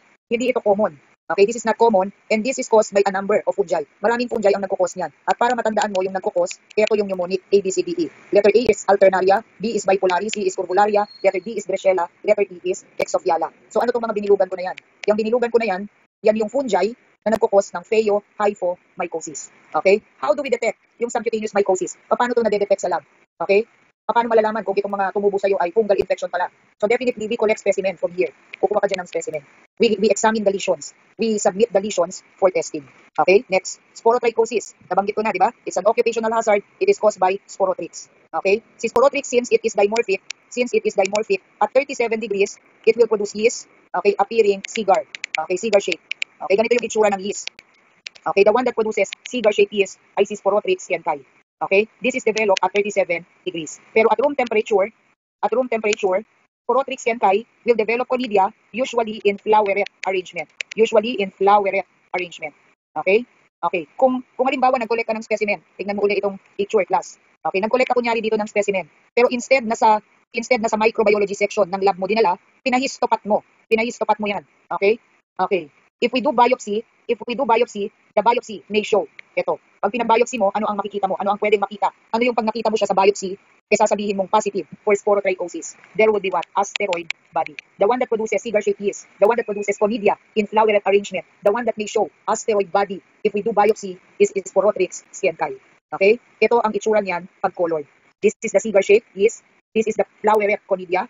Then you have here the what? The asteroid body. Okay? Next. Chromoblastomycosis. Ano ba yung chromoblastomycosis? Okay. This is fungal infection kung saan patient develops what? Cauliflower-like lesions. Okay, cauliflower-like lesions. So kung ikaw yung pasyente, pumunta ka sa lab, ako yung medtech, I will collect specimen dito. Okay? I will collect specimen from here, from the affected site. Okay? So after collection, I will do microscopy. Okay? Sisilipin ko yan under the microscope. And under the microscope, ano ang pwede kong makita? Kapag nakita ko yon, pwede kong sabihin positive ka for this. Okay? Ano ang diagnostic form? We look for this one. Itong tinuturo ng araw ko. Pag nakakita ka ng ganyan, after examining this, okay, ibig sabihin positive. Anong tawag mo dito? We look for what? We look for sclerotic bodies. Sclerotic bodies, we call this also medlar bodies. We call this also neuriform. Cells. Okay, ano ba yung sclerotic bodies? Ito yung tinatawag class na copper, resembling copper penis. Okay? Kapag sinabing copper penis, pag sinabing neuriform, inibang term lang yan ng sclerotic bodies. And what are sclerotic? These are copper-colored fungal cells. Okay? Copper-colored fungal cells. Okay, next. So I am done with superficial. Ano yung superficial? Pinea versicolor, pinea nigra, piedra, black or white. Okay, next to that, cutaneous. So pag cutaneous, ano ang involved? The skin, the hair, the nails. Number 3, subcutaneous. So if it's subcutaneous, usually affected feet. And usually it's acquired through trauma. Okay, and number 4, systemic mycosis. There are 4 fungi. Okay, there are 4 fungi that can cause systemic. Okay, at lahat ng itong nilagyan ko ng bracket, lahat yan ay dimorphic. Okay, dimorphic fungi. Ang systemic mycosis, it is due to dimorphic fungi. And they are all acquired through inhalation. So lungs, okay, yan ang kadalasang affected. Okay, the infectious form is the mold form. Okay, the mold form. And the diagnostic is the yeast. Okay, so para ka ma-infect, para ka mag-develop ng systemic mycosis, ano ang dapat mong ma-inhale? Ang dapat mong ma-inhale, yung mold form. Okay, pag nagpa-test ka sa lab, ano ang hahanapin? If we do it microscopic, if the detection will be through microscopy, we look for the yeast. Okay, okay, we look for the yeast. Okay, next. Okay. So projected sa screen yung 4 na species, di ba? So si Blastomyces dermatitidis, nagpo-cause ito ng fungal infection called North American blastomycosis. We call it also Chicago disease. We call it also Gilchrist disease. Okay? Coccidioides immitis causes what we call San Joaquin Valley fever. San Joaquin Valley fever. Okay? Histoplasma capsulatum. Si Histoplasma capsulatum, si H. capsulatum, nagpo-cause ng fungal infection and we call it Darling's disease. Other term for that is cave disease. We call it also spelunker disease. Iba-iba yung tawag pero pare-pareho lang yan. Okay, the other one is paracoccidioides. Paracoccidioides, pakibago mo to kung yan ang nasa handouts. Okay, si paracoccidioides causes what we call South American blastomycosis. Okay, it causes South American blastomycosis. Nagets? Okay, next. Okay, so to detect all of this, usually submitted for testing. Ano ang specimen for diagnosis? We collect respiratory tract, okay, specimens. Okay? We collect respiratory tract specimens. Bronchial washings, sputum, okay, bronchial aspirates, and so on. Okay? So if we do microscopy, ano ang diagnostic class? Anong hahanapin natin? We look for their yeast. Kakaiba yung itsura ng pinuproduce nilang yeast. Okay? So you have these handouts, di ba? Itong binilugan ko, ito yung description ng yeast nila. At ito yung itsura ng pinuproduce nila. Okay? Isa-isahin natin. Okay? Ito yung colored version. Itong nakaproject na may kulay, ito din yan. Ito din yan. Wala nga lang ditong kulay. Sa handouts mo, di ba? Black and white. Pero ito yon. Okay? Isa-isahin natin. Babanggitin ko yung description na nasa handouts mo. Okay? Ituturo ko dito kung nasan yon para mas magets. Okay? Okay, the first one is Blastomyces dermatitidis. Lahat ng nakaproject ay puro yeast. Lahat ito ay yeast. Okay? All of these are yeast. Okay. Si Blastomyces dermatitidis at 37 degrees, it produces a large yeast. Ito yon. Si Blastomyces dermatitidis, it produces a large yeast with single bud. Tinuturo ng arrow is the single bud. Single bud on a broad base. Okay? The one that produces yeast within mononuclear cells. Nilagyan ko ng X. Yung nilagyan ko ng X ay yeast. Tapos yung parang shadow, hindi yun actually shadow. It is actually mononuclear cell. Okay? So the one that produces yeast within mononuclear cell is H. capsulatum. Okay? What particular fungi is said to produce a yeast sa loob ng cell? It is H. capsulatum. The reason why in H. capsulatum, hindi yung yeast ang ini-stain natin. In the case of capsulatum, ang ini-stain natin yung mononuclear cell. At anong stain ang pwede? We can use Wright's or we can use Gemsa. Uulitin ko, in H. capsulatum, we do not actually stain the yeast.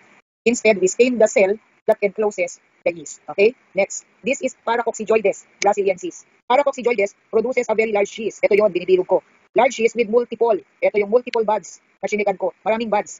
Giving it a mariner's wheel, ship's wheel, okay, navigator's wheel, or pilot's wheel appearance. Okay? Mukhang mariner's wheel, mukhang ship's wheel kasi ang laki and then with several buds. Okay? Next, this is Coccidioides immitis. Si Coccidioides immitis, this is said to produce a very large yeast, pero hindi mukhang yeast, di ba? Okay, anong itsura na pinuproduce ni Coccidioides? Coccidioides is said to produce a yeast that appears like a spherule with many endospores. Itong chinikan ko are actually the endospores. Okay? How will you describe the yeast of immitis? It appears like a thick-walled. Ito yung thick-walled. Okay? Thick-walled spherule that contains many endospores. Itong bilog-bilog sa loob yan yung endospore. Okay? Again, lahat ng nakaproject sa screen are the yeast forms of fungi causing systemic mycosis. Okay? Next. Okay. Not diagnostic ang mold. Hindi diagnostic ang mold. Pero may blanco dito sa handouts mo. Anong isusulat mo dyan? So si H. capsulatum, so sabi ko kanina, dermatitidis produces large yeast. Ito yon. Okay, with single bud on a broad base. Immitis produces yeast appearing like thick-walled spherule with many endospore. Si capsulatum produces yeast. It produces yeast within mononuclear cells. Within mononuclear cells. Okay, yung navigator's wheel kay Paracoccidioides brasiliensis. Okay? Okay, ano ang diagnostic? Pwede ba natin makita itong mga binilugan ko? If we do microscopy, pwede. Kasi ang yeast, ito yung diagnostic form. Okay, what about the mold?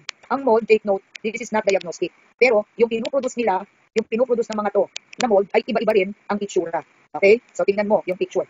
Okay, again, i-describe ko. The one that produces macroconidia appearing like lollipops. Lollipop conidia ay si Blastomyces dermatitidis. Ito yon, diba? Lollipop appearing. The one that produces barrel shape.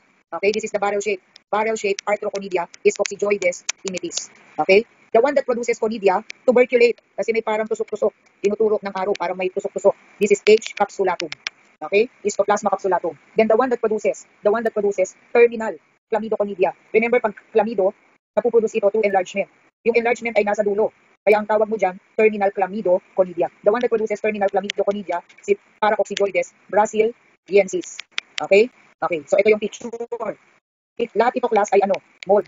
Okay? They are not diagnostic. We do not look for this to detect infection. Kasi to detect infection, ang ino-observe natin yung yeast. Kasi yun ang diagnostic. Okay? Okay. So, lollipop conidia, si Blastomyces. Tuberculate macroconidia, si Capsulatum.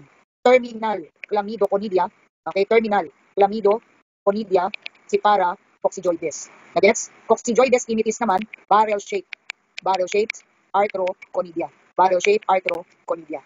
Okay? Okay, next. Okay, the last under mycology, opportunistic mycosis. So what are opportunistic? Opportunistic mycosis are fungal infections affecting usually aged patients, those who are immunocompromised. Considered opportunistic are the following fungi. So number one, si Cryptococcus neoformans. Neoformans is a cause actually of fungal meningitis. Okay, we call it cryptococcosis, we call it torula meningitis, we call it also European blastomycosis. Pinagandang tawag lang ito class sa fungal meningitis. Okay? It's a major cause of opportunistic infection sa AIDS patients. And what is unique kay Cryptococcus neoformans? It produces actually encapsulated yeast. It produces an encapsulated yeast which can be demonstrated using India ink. Okay? To identify this one, we demonstrate the capsule. To identify si neoformans, we can detect the capsule. Okay? Or, in addition to detecting the capsule, we do biochem. And biochemically, it is phenol oxidase, urease positive, however, nitrate negative. Okay? Number two is Aspergillus. Si Aspergillus is the second most common, next to Candida. Okay? Ubiquitous ito. When you say ubiquitous, it is everywhere. Nasa environment. The reason why it's acquired usually through inhalation. Na-acquire ito through inhalation. And because of that, it causes what we call fungus ball infection or farmer's lung disease. Okay? In one board exam, tinanong na ito. What is the causative agent of the so-called fungus ball infection? It's Aspergillus. In another board exam, ang tanong naman, causative agent ng farmer's lung disease, again, it is Aspergillus. Okay? Fusarium, si Fusarium, that causes keratitis. Keratitis is eye infection. Okay? Fusarium, which is a cause of keratitis, can also be what? It can also be opportunistic. Okay? Si Cryptococcus, si Aspergillus, si Fusarium, together with Candida, magkakasquad yung mga yan kasi they usually affect immunocompromised. Okay? The most common cause of yeast infection worldwide, okay, si Candida. Okay? The most common cause of opportunistic infection sa AIDS patients, si Candida. Pero take note, si Candida ay actually normal flora yan. It is normal flora. Pero, pag bumagsak ang immune system mo, pwede siyang mag-cause ng infections. Okay? It can cause a number of infections, gaya ng oral thrush. Now, oral thrush, this usually happens to those with AIDS. Okay? And to initially identify this sa lab, to initially detect, we do the presumptive, which is germ tube test. Okay? It produces germ tubes, nagpo-produce ng chlamydoconidia or chlamydospore, nagpo-produce din siya ng blastoconidia. Okay? Is this culturable, class? Okay? Culturable. Si Candida albicans. Okay? Next, Thalaromyces marnifae. Previously, this is Penicillium. Dati ang pangalan niya, Penicillium marnifae. Thalaromyces marnifae or previously Penicillium marnifae is actually a dimorphic fungus. Dimorphic yan. Okay? Merong yeast tsaka mold. At 37 degrees, it produces yeast appearing sausage shape. Okay? Sausage shape yeast. Okay? Ito yon. This is the sausage shape yeast of Thalaromyces. At room temperature, it produces mold appearing like paintbrush. Appearing like paintbrush. Ito naman yun. Ito yung mold ni Thalaromyces at ito yung kanyang yeast. Okay? Okay. Thalaromyces may also be acquired through inhalation. Na-acquire din ito through inhalation kagaya ng Aspergillus. It can produce TB-like symptoms, particularly in AIDS patients. Okay? The so-called Bucor, Absidia rhizopus, diba ito yung tatlong binanggit ko kanina. They are the zygomycetes. Pero take note, hindi lang sila basta fungi kasi they are significant because they cause opportunistic infections. Okay? Ito yung grupo known to be aseptate. Kasi lahat ng fungi septated. Sila lang yung bida-bida kasi aseptate. Okay? Okay, I am done with, okay, then last na, under mycology, okay, kung wala ito sa handouts, again, i-screenshot. Okay, Pneumocystis jirovecii. Jirovecii is previously parasite, protozoa. Nagkukos ng pneumonia, and in the laboratory to detect, we process BAL, bronchoalveolar lavage. Bronchoalveolar lavage. Okay? Bronchoalveolar lavage. So I am now done sa mycology. Next part would be viro. Okay, so study of viruses, we call it virology. Okay, so what are the characteristics of viruses in general? Okay, characteristics of viruses in general. Number one, viruses are said to be obligate intracellular. So when you say intracellular, they infect cells. So aside from being intracellular, they are also acellular. And when you say acellular, ang ibig sabihin, they lack organelles. They lack organelles. The reason why, for them to replicate, they use the organelle. They use the organelles of the cell that they infect just to replicate.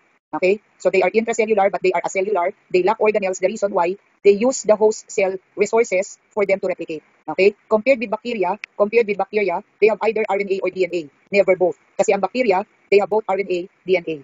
Number three, they are said to be haploid. When you say haploid, they only have one copy of their gene. They only have one copy of their gene, except the retroviruses. Kasi ang mga retroviruses, they are said to be diploid. Okay? So if all of us here are viruses, we are all intracellular, can infect cells. We lack organelles, we are acellular. We have either RNA or DNA. Yun yung genetic material. Okay? Never both. We are usually haploid except the retroviruses. Kasi ang retroviruses, they are said to be diploid. So when you say haploid, ibig sabihin, they only have one copy of their gene. Okay? The entire infectious unit, we call it virion. The entire virus particle, we call it virion. Tignan mo itong nakaproject sa screen. Okay? So kung ito yung virus particle, yung buong yan, na nilagyan ko ng bracket, we call it virion. Okay? So what are the parts of the virion? Okay? Ano ba yung parts ng virion? Nabanggit ko to kanina. The one at the center is the genetic material. Tinuturo ng arrow, yung letter S, is the genetic material, the genome. It could be RNA, it could be DNA. Now the genome is surrounded. Okay? Enclosing the genome is the capsid. Okay? So itong nagko-cover, nagsusurround sa genetic material, you call it capsid. Enclosing the genome, surrounding the genome is the capsid. Maybe attached on the capsid are capsomeres. Attached on the capsid are capsomeres. Okay? Now, if the virus particle has an outer membrane, okay, envelope ang category nun. Without the outer membrane, we classify it to be naked. Now, if it's envelope, usually merong protein spikes. So, ano yung function ng spikes? For the transfer of genetic material. Okay? Tingnan mo itong nakaproject sa screen. Okay? Yung capsid, okay, yung capsid class, ito yon, the capsid, dalawang klase ang capsid. It could be helical, it could be icosahedral. Okay, pag helical, ganito ang itsura. Pag icosahedral, in a cubic manner, we classify it as icosahedral. So nabanggit ko kanina, pag may outer membrane, envelope. Without the outer membrane, naked. So itong dalawa, na nilagyan ko ng bracket ngayon, naked viruses ito. Itong dalawa naman ay envelope viruses. Okay, envelope viruses. Okay, take note yung capsid, it could be helical, it could be icosahedral. If it appears rod-like, we classify it as helical. Pero if it assembles in a cubic manner, we classify it as icosahedral. Okay, kumbaga, kung lahat tayo dito viruses, dalawang categories lang. Either helical o kaya icosahedral. Pero there is one group, nakakaiba yung capsid symmetry niya. Okay, the one with complex capsid symmetry are pox viruses. The pox viruses. Okay, next. Some viruses have outer membrane. So those with outer membrane, we classify them as envelope viruses. And usually if it's envelope, it is ether sensitive. Okay, without outer membrane, we classify them as naked. So a naked virus or naked viruses, the naked viruses are said to be ether resistant. Ether resistant. Okay, next. How do viruses replicate? What are the steps in viral replication? Okay, tingnan mo yung i-drawing ko, class. So say for example, ito yung cell. Okay? So yung cell or yung mga cells, may nucleus, may cytoplasm. Okay? So say for example, ito yung virus. The first step in viral replication is attachment. Okay? The first step in viral replication is attachment. We call it also adsorption. Now, attachment or adsorption, it is characterized by interaction between the host cell receptor and the viral receptor. Okay? So parang ganito yon, para mas madali mong maintindihan. Kunyari, may room, okay? Kunyari yung room, ito yung cell. Tapos ako yung virus. Okay? Ang unang step para makapasok ako sa room, makapasok ako sa cell, hahawakan ko yung doorknob. Okay? If I am the virus outside the room, ang unang step is to attach. Hahawakan ko yung doorknob. So anong tawag mo doon? Attachment or adsorption. Okay? Okay, ganito yon. Makakapasok lang yung virus sa loob pag mayroong sumalubong, pag mayroong nagbukas. At ang tawag mo sa tagabukas ay receptor. Okay? Okay. You have here the viral receptor, the host cell receptor. Okay? Okay, yung HIV, ang receptor is the CD4. For SARS-CoV-2, the receptor is ACE2. Ano ba yung ACE2? ACE2 is angiotensin converting enzyme 2. Angiotensin converting enzyme 2. Nagets? Inulit ko, kung ang isang room ay cell at ako yung virus, before ako makapasok sa loob, the first step is to hold the doorknob.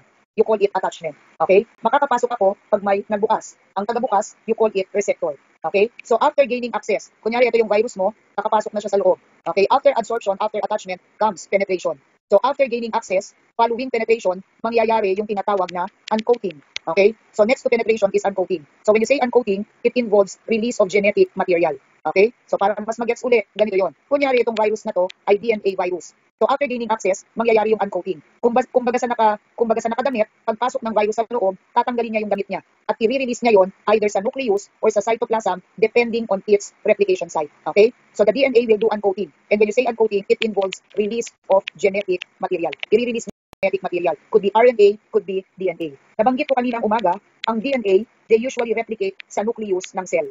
Pero there are exceptions. Ang RNA viruses, they undergo replication usually sa cytoplasm ng cells. But then again, there are exceptions to this. Okay? Kung saan magaganap ang replication, doon din mangyayari yung uncoating. Nagigets? Inulit ko, the first step is attachment, adsorption. Following attachment comes penetration.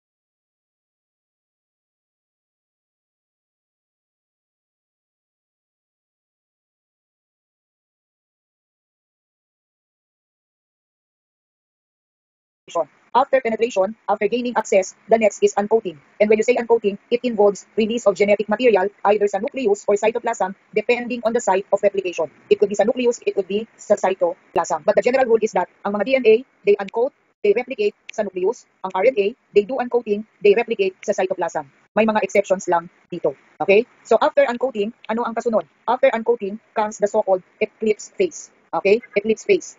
Okay, what happens during this phase? Okay, before replication, the virus will first produce viral proteins. So there would be synthesis ng viral proteins. When you say synthesis, production ng viral proteins. Kumbaga sa sasakyan, bago mo patakbuhin, kailangan mo ng maggasolina. So ganun din dito. Bago mag-replicate, magpuproduce muna ng viral proteins kasi this will be needed for replication.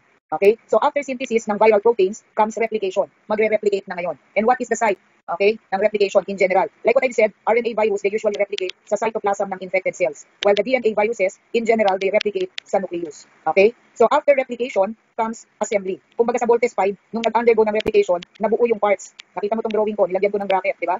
Nakabuo ng mga parts. Pero hiwalay-hiwalay. Okay? Itong hiwalay-hiwalay na to, ito yung parts ng virus. Hiwalay-hiwalay pa siya.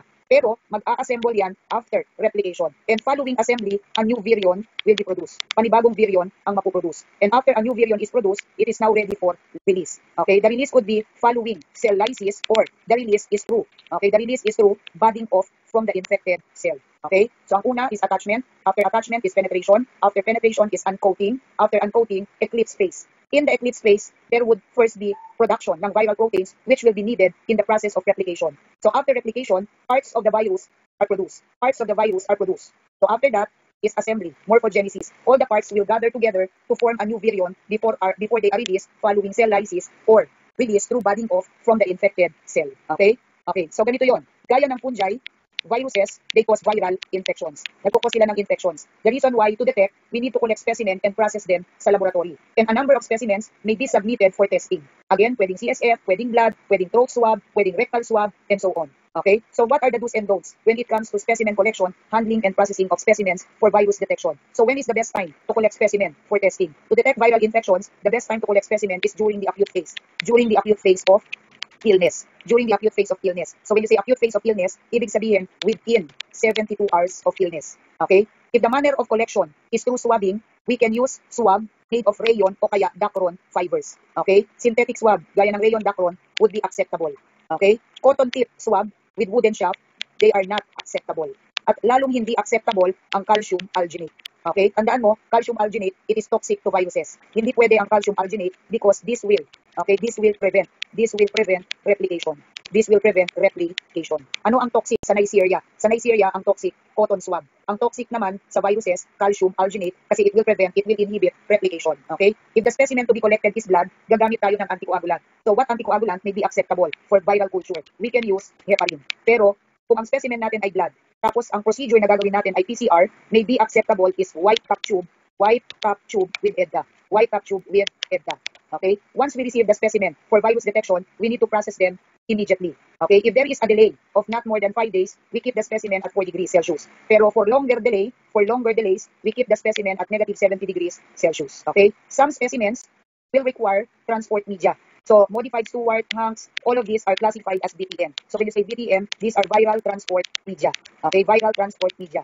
So swab, tissue specimens, respiratory specimens, these are examples of specimens that must be placed sa VTM that requires transport media. Ano ba ang purpose ng transport media? To maintain viability. To maintain viability of the organism during specimen transport. Okay, to maintain viability. Ano yung viability? To keep the virus alive during specimen transport. Okay, nagets?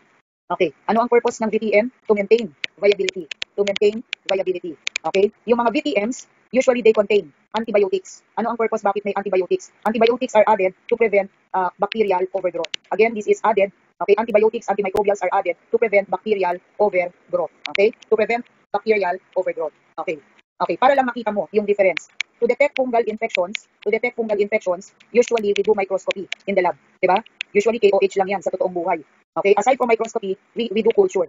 Okay, we do culture, we do additional test. Example ng additional test, yung ginagawa natin madalas sa lab, which is germ tube test. Nagets? Pero, itong tatlo lang ba ang ginagawa to detect fungal infections? Hindi. Kasi there are emerging techniques now. Kaya lang, hindi pa kasi sanay ang lab to do all of those. Kumbaga, hindi pa full blast yung paggamit or pag-perform ng newer techniques. Still in the lab, we do itong tatlo, yung traditional. Now, what about for virus detection? To detect viral infections, anong ginagawa natin madalas sa lab? To detect viral infections, we do serotest. Kasi there are kits available, di ba? There are test kits available to detect viral infections. What else? Can we do culture? Pwedeng i-culture ang viruses. Yun nga lang, time consuming. Okay? Can we do molecular to detect viral infections? Oo naman. Gaya sa case ng SARS-CoV-2, di ba? We detect through PCR. What else? Okay, we can also do microscopy in the case of rabies, di ba? In rabies, we look for what? Negri bodies. So that is what? Microscopic. Okay? We also do immunofluorescence. That is to detect viral antigens. In other words, 5 paraan, 5 procedure ang pwede mong i-perform sa lab to detect viral infections as compared only sa tatlo when we are detecting fungal infections. Nagets? Okay. So, isa-isahin natin yung mga procedures. So, usually carried out zero. Okay, madalas ito sa lab, di ba? So, pag zero test, ang specimen natin dito is serum. Our specimen here would be serum. So, kung ang tinetest natin ay serum, we determine, okay, when doing zero, we determine antibody titer. Di ba? We determine antibody titer. Kaya lang, okay, ang zero, if we do zero, procedure is rapid. Mabilis. Yun nga lang, ano ang disadvantages pag zero? The possible cross-reaction and at the same time, okay, doing zero will only detect, okay, the patient's immune response. Okay, it will only detect the patient's immune response, but not the virus itself. Nagets? It will only detect the patient's immune response, but not the virus itself. Okay? Mabilis pag zero, and it's the usual. Okay? Number 2, another way to detect viral infections, we do molecular procedures, gaya ng PCR. Example nito ay PCR. Anong advantage pag PCR? Okay? If we do it via PCR, hindi magkakamali sa pag-detect yan. Okay? Kumbaga, very sensitive. Not to mention, rapid din, faster turnaround time. Okay? Number 3, another way to detect viral infections is to do microscopy. Okay? Doing microscopy is considered as the least sensitive method. Okay? This is the least sensitive. Okay? Pwede ang microscopy, pero hindi yan masyadong okay.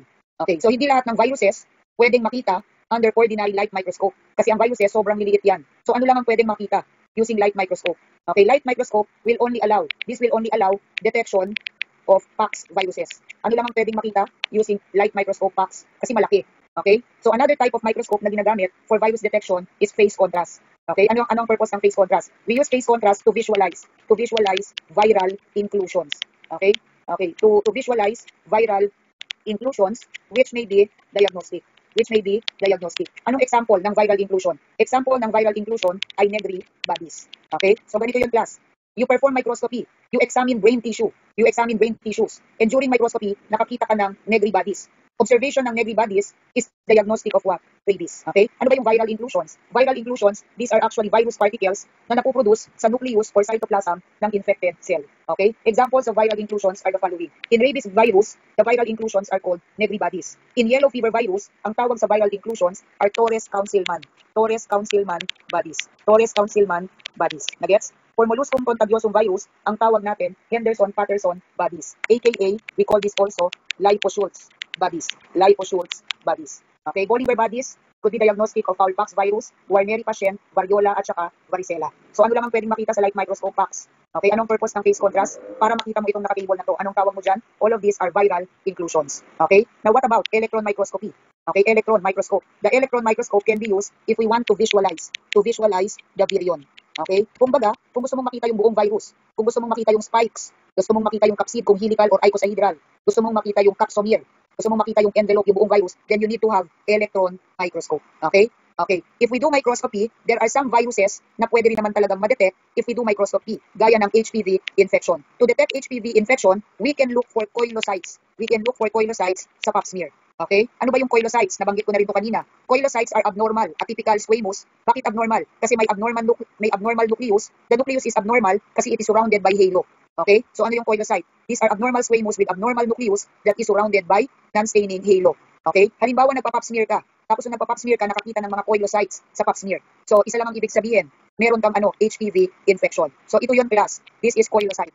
Okay? This is a coilocyte. Ito yung squamous. Ito yung nucleus. Okay? Ito yung nucleus ni squamous. Pero take note, tinuturo ng arrow. I-outline ko ng dilaw. Okay? Yan yung tinatawag na halo. Nakita mo walang kulay kasi nga hindi yan na-i-stain. Non-staining. Okay? Okay, next. Okay, to detect to improve detection, to improve the detection of inclusions related kay varicella, kay HSV, we can prepare what we call Sank's smear. May tinatawag na Sank's smear. Ano ang purpose nito? To better detect the inclusions of VCV, to better detect the inclusions of HSV, you prepare what we call Sank's smear. Okay? Can we do staining for electron microscopy? Pwede ba tayong mag-stain for electron microscopy? Pwede naman. At ano ang pwedeng gamitin? We can use uranyl acetate or potassium phosphotungstate. Okay? We can use uranyl acetate or potassium phosphotungstate. Okay? Potassium phosphotungstate. So number 1 is zero. Anong disadvantage ng zero? Mabilis ang zero, yun nga lang, it will only detect immune response, but not the exact virus. Number 2, if we do it molecular, mabilis na, kaso it is costly, mahal. Okay? Number 3, we can do microscopy, however, not all can be detected. Okay? Number 4, we can detect viral antigens by doing what we call immunofluorescence. Okay? Ano ba yung immunofluorescence, class? Okay, ganito yung class. Okay, tumawid muna tayo sandali sa histopath. Okay, narinig mo na yung immunohistochem, di ba? Okay, narinig mo na rin yung immunofluorescence. Ano bang pinagkaiba ng immunohistochemistry sa immunofluorescence? Anong pinagkapareho nila? Immunofluorescence, both methods involves detection ng antigen. Ginagawa natin yung IHC, ginagawa mo yung immunofluorescence to detect antigens. Okay? To detect tissue antigen or to detect viral antigens. So basically, ang dinedetect dito ay antigen. Natutunan ninyo sa zero, diba? Natutunan niyo sa zero na pag ang dinedetect ay antigen, to detect the antigen, gagamit ka ng antibody. Okay? So in immunohistochem and in immunofluorescence, okay, gagamit tayo ng antibody. Gagamit ka ng antibody for this to be detected. The antibody could be polyclonal, it could be monoclonal. Dalawang klase ang antibody, di ba? Monoclonal at saka polyclonal. Dalawa yan. Pero before natin i-partner ang antibody kay antigen, the antibody must first be labeled. It must be labeled. Ile-label mo. It must be labeled. Ano ang ginagamit na pang-label? Use as label, can be used as label ay enzyme. Okay? Can be used as label ay enzyme. Anong example ng enzyme? HRP. Okay? Ang ginagamit na pang-label, HRP. Ano yung HRP? HRP is horseradish peroxidase. Okay? Horseradish peroxidase. Ito lang ba ang pwedeng pang-label? Enzyme lang ba ang pwede? Hindi. Number 2, we can use also fluorochrome dye. Pwede ka rin gumamit ng fluorochrome dye. Okay? Example of fluorochrome dye, yung tinatawag na FITC. Ma'am, ano yung FITC? Ito yon. Okay? FITC is fluorescein isothiocyanate. Agets? Okay. Ano ang pwedeng pang-label sa antibody? It could be enzyme, it could be fluorochrome dye. Okay, ganito yon class. Kung ang gagamitin mo na pang-label ay enzyme, you need to use a chromogen. Kailangan gumamit ka ng chromogen. Okay, pag sinabing chromogen, color developer. Kailangan mong gumamit ng chromogen para makita mo, para magkakulay, para makita mo yung result. Okay? So anong chromogen ang ginagamit pag ang enzyme na ginamit mo ay HRP? Okay? Ang kapartner palagi ng HRP ay yung tinatawag na DAB. And what is DAB? Diaminobencidine. We call it diaminobencidine. Okay? So if you use DAB as the chromogen, ang ending niyan magpuproduce ng brown color. Okay? And this brown color, pwede mo yang makita using light microscope. Anong type ng microscope ang kakailanganin mo pag ang pinang-label mo ay enzyme? Okay? If you use an enzyme, you need to have a light microscope. Pero pag ang ginamit mo na pang-label ay fluorochrome dye, hindi ka dyan gagamit ng chromogen. Kasi ang iintayin mo, hindi kulay. Ang iintayin mo ay fluorescence. And since you need to look for fluorescence, dapat meron kang fluorescence microscope. Naintindihan? Okay. So, ano ang pinagkaiba ng IHC sa immunofluorescence? Ang pinagkaiba niyan, ganito lang. Pag ang ginamit mo to label enzyme, pag ang ginamit mo na pang-label enzyme, you are doing immunohistochemistry. Pero, pag ang pinang-label mo ay fluorochrome dye, then you are doing immunofluorescence. Ganun lang kasimple yun, class. Pag immunohistochem, anong microscope? Light microscope. Kasi nga, ang pinang-label mo, enzyme, kung saan gumamit ka lang ng chromogen. Pero pag ang ginamit mo to label ay fluorochrome dye, then you need to have fluorescence microscope. And because of that, ang tawag mo sa ginagawa mo ay immunofluorescence. Okay? Agets? Dalawang klase ang immunofluorescence. Could be direct immunofluorescence, could be indirect. Nasa libro ni Gregorius yon. Okay? Nadidiscuss ang immunofluorescence sa Gregorius. Okay? So you have this table to interpret the result sa immunofluorescence. Okay? So ulitin ko, ang mga viruses, they all cause viral infections. Okay? To detect, we can do sero, we can do microscopy, we can do molecular, we can do viral antigen detection by performing immunofluorescence. Or isang paraan to detect viral infections, you do culture. So doing culture is time consuming. Matagal ito, class. Ginagawa lang ito for research purposes. Pero actually, kahit na time consuming ang culture, it remains to be the gold standard. It remains to be the gold standard. Viruses are culturable. Ang mga viruses, culturable.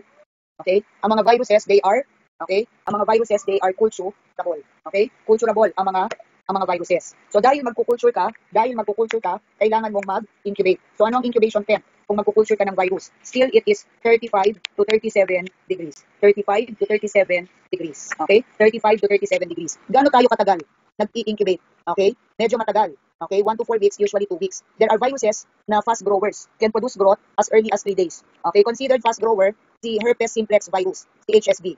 Okay? Herpes simplex virus. Okay? Considered slow growers, sino yung slow growers? Yung varicella zoster virus at saka si cytomegalovirus. Okay, inuulit ko, still the gold standard for virus detection is culture. If we will do culture, we need to incubate 35 to 37. Usually, incubation time is for several weeks. However, in herpes simplex virus, incubation can only be up to 3 days. Pero in some, like BCV, CMV, matagal, 14 days. Okay? To do culture, hindi tayo gumagamit ng artificial media kasi ang ginagamit natin, cell culture or tissue culture. In other words, we inoculate the virus sa cell. We inoculate the virus sa mga cells. Okay? Tingnan mo yung drawing ko. Kung ito yung cell, may nucleus at cytoplasm, yung virus dyan natin ini-inoculate. Sa drawing ko, isang cell lang. Pero pag magkukulture ka, maraming cells ang ginagamit. The reason why we call it tissue culture. Okay? What is used for virus culture? We use tissue culture or cell culture. Okay? Na-explain ko na rin to kaninang umaga. Pag nag-inoculate tayo ng virus dito, okay? Kunyari, in-inoculate mo yung virus dyan, during incubation, magkakaroon ng change either sa nucleus o kaya sa cytoplasm. Or in both. At anong tawag natin dun sa change na yon? We call it cytopathic effect. Like what I've said, the cytopathic effect or CPE cannot be observed by the naked eye. Hindi yun nakikita by the naked eye. We have to do microscopy. Sinisilip sa microscope. So anong type ng microscope ang ginagamit to look for CPE? We use inverted light microscope. What we use is inverted light microscope.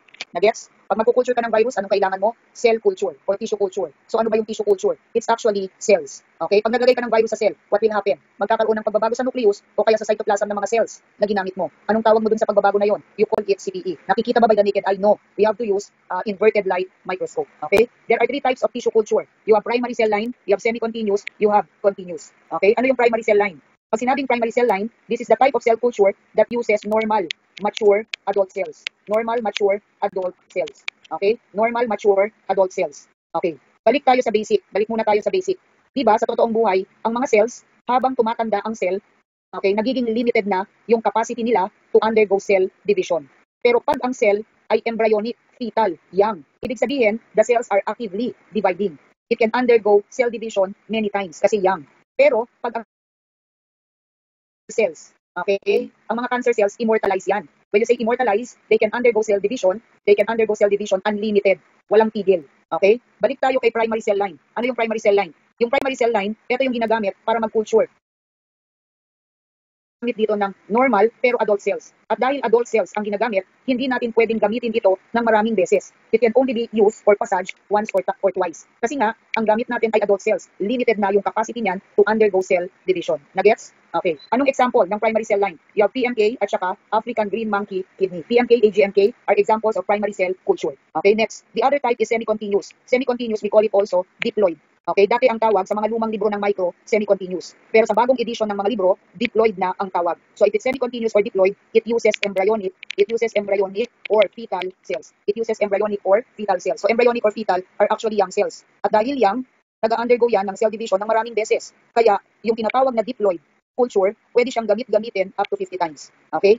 So yung tinatawag na HDF, we call it also HDF, human diploid fibroblast, which we use for CMV culture, it is under this category. Okay? The other type is continuous. Other term for continuous is heteroploid. Continuous or heteroploid uses malignant. It uses malignant or cancer or tumor cells. Okay? And like what I said, ang mga malignant, ang mga cancer or mga tumor cells, these are immortalized. Okay? They can undergo cell division unlimited. So they can be used indefinitely. Okay? So examples ng heteroploid are HeLa, Hep2, A549. Okay? So pag sinabing HeLa cells, gumagamit dito ng ano? This type of cell culture uses cervical cancer cells. Hep2 uses laryngeal cancer cells. Okay? So again, HeLa, Hep2, A549, all of these are examples of heteroploid. So pag sinabing heteroploid, what we use here are cancer cells. The so-called HeLa uses cervical cancer cells. Hep2 uses laryngeal cancer cells. A549 uses cells from lung carcinoma, uses cells from lung cancer. Okay? Okay. Now, tatlong klase there are three types of cell culture. Diba? There are three types. You have primary, you have semi-continuous, at saka continuous. Okay? Usually, ang DNA, viruses, they grow better in diploid cell culture. Yung RNA viruses, they grow better in primary cell culture. Okay? So, anong type ang preferred ng DNA? Ang preferred nila, diploid. Ang mga RNA, in general, they grow better sa primary cell line. Okay? Next, examples ng CTE. Okay, so ganito yung class. Tingnan mo ulit. Mag-drawing lang ako ng isang pirasong cell. Kunyari. So, say for example, this is the cell.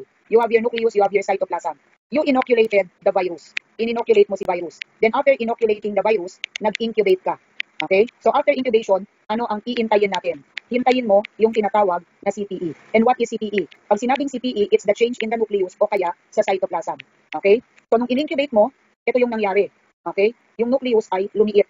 Okay? Yung pagliit ng nucleus, condensation ng nucleus becoming smaller, we call it pycnosis. And pycnosis is actually an example ng CTE. Nagets? Or, pwedeng ganito class. Nung nag-incubate ka, ito yung nucleus. Pero after incubation, nagkaroon ng vacuoles sa loob. So, ang tawag mo doon is vacuole formation. Okay? Influenza virus, okay, si influenza virus is an example of virus that when we do culture, it will produce vacuoles sa cytoplasm ng cell as CTE. So anong virus yung nagpo-produce ng vacuoles as CTE? Example ay si influenza virus. Fusion ng cell is also an example of syncytia. So example of virus na nagpapakita ng syncytia is RSV. Okay? Grape-like CTE is actually produced by adenovirus. Okay? So, inuulit ko, saan tayo nag-i-inoculate? Nag-i-inoculate ka sa mga cells. So, after mong mag-inoculate, ini-incubate. Ano ang palatandaan na tumubo? There would be CTE. At pag sinabing CTE, what is that? Change in the nucleus or cytoplasm na dapat mong silipin under the microscope. Kasi it cannot be noted macroscopically. We cannot look for it by the naked, using the naked eye. Okay? Okay, ganito yun class. Kung ang ginawa lang natin, pakinggan mo maigi, kung ang ginawa lang natin, tinignan lang natin kung anong change, kung anong CTE, ang na-produce, we are doing it only qualitative. Okay? Kung inalam lang natin yung type ng CTE, we are doing it qualitative. Pero, we can also quantitate the CTE. Okay? We can also quantitate CTE. And to quantitate, we use this table to report the result. Okay? So, pag sinabing quantitate, it is as if you are doing WBC differential count. Di ba pag nagdi-differential count tayo, nagbibilang tayo ng 100 WBCs. And dun sa 100, tinitingnan natin kung ilan ang basophil, ilan ang neutrophil, di ba? Okay? Now, what about the quantitation ng CTE? Parang ganito yung class. Assuming sa cell culture, gumamit ka ng 100 cells. In-inoculate mo kunyari yung virus sa 100 cells. Okay? So, after that, in-incubate mo. After incubation, there would be change. Okay? There would be change. Tingnan mo yung drawing ko. Yung mga pula, lumiit yung nucleus. Pero yung ito, nanatiling normal ang nucleus. Ibig sabihin, ilang percent ng cell ang nagpakita ng change. In other words, to to quantitate, we approximate the number of cells that have shown CPE. Okay? To do it quantitative, we approximate the number of cells that have shown CPE, that have shown change. If 76 to 100% of the cells nagkaroon ng pagbabago, we report it 4+. Pero if after incubation, hindi nagbago yung itsura ng mga cells, then we report it negative. Okay? Okay. Ang tanong, anong aabangan mo, class? Ano ang aabangan mo pag nag-culture? Di ba pag nag-inoculate tayo sa bakte, if we inoculate sa plated media, we wait for colonies to develop. Pag nag-inoculate ka sa liquid media, we wait for turbidity. Pero pag virus, in-inoculate mo sa cell, ang iniintay natin ay CPE. Pero ang tanong, lahat ba nagpo-produce ng CPE? Okay? Hindi lahat ng viruses can produce CPE. For those with little or for those with no CPE, we observe for what we call hemad sorption. We observe for what we call hemad sorption. Okay? Ano ba yung hemad sorption? By definition, hemad sorption is the ability to stick to mammalian RBCs. The ability to stick to mammalian RBCs. Nagets? Okay. So I repeat, to detect viral infections, there are 5 methods. We can perform serologic tests, which is rapid. Okay? We can do molecular, rapid and sensitive, however costly. We can do culture, kaya lang it's time-consuming, but it is still the gold standard. Number 4, we do immunofluorescence to detect viral antigens. And number 5, we consider doing microscopy for those that can be visualized using light microscope, gaya ng PAX viruses. Okay? 5 paraan. Okay? I am done sa diagnostic part. Okay? Okay, so last part of the lecture would be the discussion about RNA at saka DNA viruses. Okay? For the additional info, for virus detection, aspirates are preferred than swab. Okay? If there is a need to detect CMV, usually submitted to the lab is urine. Okay? Urine ang sinasubmit. Okay, punta na tayo sa viruses. The usual way to classify viruses is to classify them as to genetic material. You have the DNA at saka RNA viruses. Okay? So what are the DNA viruses? What are the general characteristics? Number 1, all DNA viruses are double-stranded. Double-stranded except parvovirus.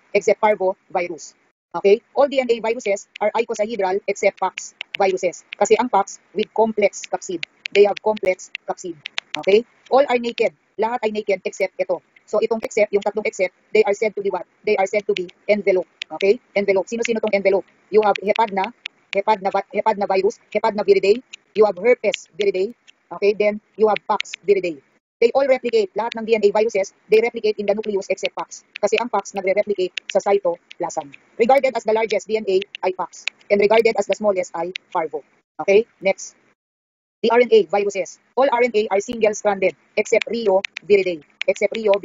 All are envelope except PCR. So yung PCR, they are said to be what? They are said to be naked. Okay? Ano-ano yung PCR? You have Picorna viruses. You have Caldici viruses. Then you have Rio viridae. Gets? Okay. They replicate in the cytoplasm. Ang replication site, cytoplasm. Except the retroviruses and orthomixo.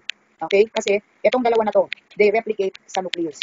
Okay? They replicate sa nucleus. Regarded as the largest are paramixo viruses. Paramixo viruses, regarded as the smallest are Picorna viruses. Picorna viridae. Okay? Picorna viridae. Nagets? Okay. Review ng taxonomy para hindi ka nalilito. Ganito yung class. Okay. If we are referring to a virus family, we add the suffix idae. Okay? Idae. Togaviridae, herpes viridae, bunia viridae. Pero pag ang tinutukoy natin ay subfamily, we add the suffix inae. Okay? Inae. Herpes virinae, Togaviridae, bunia virinae. Okay? Next. Kung ang tinutukoy natin ay genus or we are referring to a specific virus, okay? We simply add the word okay? We simply add the word virus. Okay? Rabies virus is specific virus. Okay? Specific virus yon. Rabies virus. Pero pag sinabi ko na alpha virus is not a specific virus. I am referring to the genus. Nagets? Okay? Pag idae, family. Pag inae, subfamily. Pag virus ang nasa dulo, it could be a genus, it could be a specific virus. Okay? Next. Punta na tayo sa mga DNA viruses. Okay? So what are the DNA viruses? So para matandaan mo, ito ang mnemonic. Okay? Okay, H happy. Letter H here is hepadna viridae. Letter H is herpes viridae. Letter A is adeno viridae. Okay? 4 yung letter P. Yung isa sa letter P ay PAX. The other letter P is parvo. The other letter P is papilloma. Okay? The other letter P is polyoma. Gets? Sino-sino yung DNA viruses? Hepadna viridae, herpes viridae, adeno viridae, PAX viridae, parvo viridae, papilloma viridae, polyoma viridae. Okay? Kung ang tanong mo sa akin, ano yung Y? Okay? Yung Y, wala lang yan para mabuo yung word na happy. Okay? Gets? Okay, next. Isa-isahin natin yung mga DNA viruses. So, number 1 is adenoviridae. Under adenoviridae is adenovirus. Anong tatandaan kay adenovirus? Adenovirus causes ARD. And what is ARD? Acute respiratory distress. acute respiratory distress. It can also cause epidemic keratoconjunctivitis, which is eye infection. If we do culture, it will produce grape-like CPE. Grape-like CPE. Kung ikaw yung pasyente na mayroong adenovirus infection, in-examine yung blood mo sa hematology, the blood may show many smudge cells. Okay? Maraming smudge cells. Ito yon. Okay? Ano ba yung smudge cells? Smudge cells are cells. Pag sinabing smudge cells, these are actually cells. These are cells with no definite, okay? These are cells with no definite cytoplasmic border. With no definite cytoplasmic border. Gets? With no definite cytoplasmic border. Okay? Next. The other one is Hepadna-Viridae. Hepadna-Viridae, under this family, isang virus lang, which is hepatitis B virus. Hepatitis B virus causes Hepa B. Okay? At pag Hepa B class, merong carrier state. It is transmitted parenteral. Ibig sabihin, blood-to-blood transmission. The virus itself, we call it Dane particle. We do not simply call it virion. In the case of Hepa B, yung virion niya, we call it Dane particle. Okay? Next. Next, you have Parvo. Parvoviridae. So under Parvoviridae is B19 virus. So si B19 virus, this is said to infect erythroid precursor. So when you say erythroid precursor, ang ini-infect nito are immature RBCs. Okay, B19 virus is said to infect immature red cell. Iba nga ang viruses, they are intracellular. So example ng immature RBC are normoblasts, you have normoblasts, you have pronormoblasts. Normoblasts or pronormoblasts. Okay, what does it cause? Number one, si B19 nagkukos ng transient. When you say transient, it is temporary aplastic anemia. Bakit nagkukos ng anemia? Kasi nga nag-i-infect ng RBC. Number two, it causes fifth disease. We call it also erythema infectiosum. We call it also erythema infectiosum. Okay, anong tawag natin? Erythema infectiosum. Okay, those with fifth disease may develop yung tinatawag na slack cheek rash or lazy pattern of erythema. So aside from causing aplastic anemia, nagkukos ng fifth disease. Number 3, nagkukos ng hydrox fetalis. And number 4, it causes PPGSS. And what is PPGSS? PPGSS is papular purpuric Makate, purpuric gloves, okay, gloves and socks syndrome. Gloves and socks syndrome. Okay, next. Another group is Papilloma-Viridae. And under papilloma is HPV, human papilloma virus. Si HPV causes genital or skin warts. Okay, maraming klase ang HPV. There are several strains. Okay, HPV 16 and 18 in particular, these are the strains involved in cervical cancer cases. Anong HPV strain? HPV 16 tsaka 18. And one way to detect HPV infection, nabanggit ko na, is to look for what? Koilocyte sa pap smear. Causing ARD is adenovirus, can cause hepatitis B is Hepa B virus, causing what we call fifth disease is B19, which is under Parvo. Causing genital warts, skin warts is human papilloma virus. Okay? Human papilloma virus. Next, you have Pax viridae. Okay? Pax viridae, they are regarded as the largest. Okay? Pinakamalaki yan. They have brick-shaped virion. With brick-shaped virion.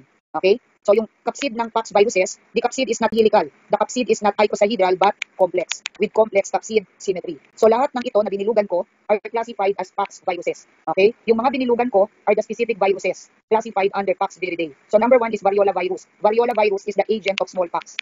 Okay? And today, wala nang kaso ng smallpox. Eradicated na because of an effective vaccine na galing din in another virus, which is vaccinia. Vaccinia virus was used actually as a vaccine source. Okay? Next is alastrim virus. Alastrim virus, we call it also variola minor.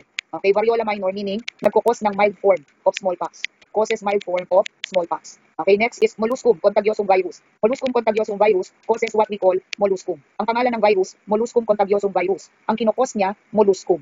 Okay? Okay, lahat ng ito, lahat ng Pax viruses, they cause infections affecting actually the skin. Okay? Next, polyoma viridae. Okay? Now, under polyoma, there are 3 viruses, JC, BK, tsaka MC. MC is a cause of cancer, Merkel cell carcinoma. JC virus causes leukoencephalopathy. The reason why may be submitted for testing ay CSF. Okay? The BK virus causes nagkukos ng hemorrhagic cystitis. Okay? To detect this one, okay, specimen ay urine. If we examine the urine, kung positive sa BK virus, it will show many decoy cells. And what are decoy cells? Decoy cells are actually virally infected epithelial cells. Virally infected epithelial cells. Okay? Next, herpes viridae. Okay? So under herpes viridae are the following. So di ba nga, nabanggit ko kanina, anong characteristic? Important characteristic. Okay? Important characteristic ng herpes viridae is that they show latency. They cause latent infections. Latent meaning, nag-cause ng infection ngayon, pero yung infection pwedeng ma-reactivate many years, many months later. Okay? So under herpes viridae, you have herpes simplex virus 1, herpes simplex virus 2. Ito yung dating pangalan. Hindi na ngayon. Kasi ngayon, human herpes virus 1, human herpes virus 2. The HHV1 is the oral strain. It causes what we call herpes labialis or gingival stomatitis. Causing genital herpes is HHV2. Okay, HHV2. Next, HHV3. Ano yung HHV3? Ito yung bagong pangalan. Kasi dati, we call it VCV, Varicella zoster virus. Varicella causes chickenpox.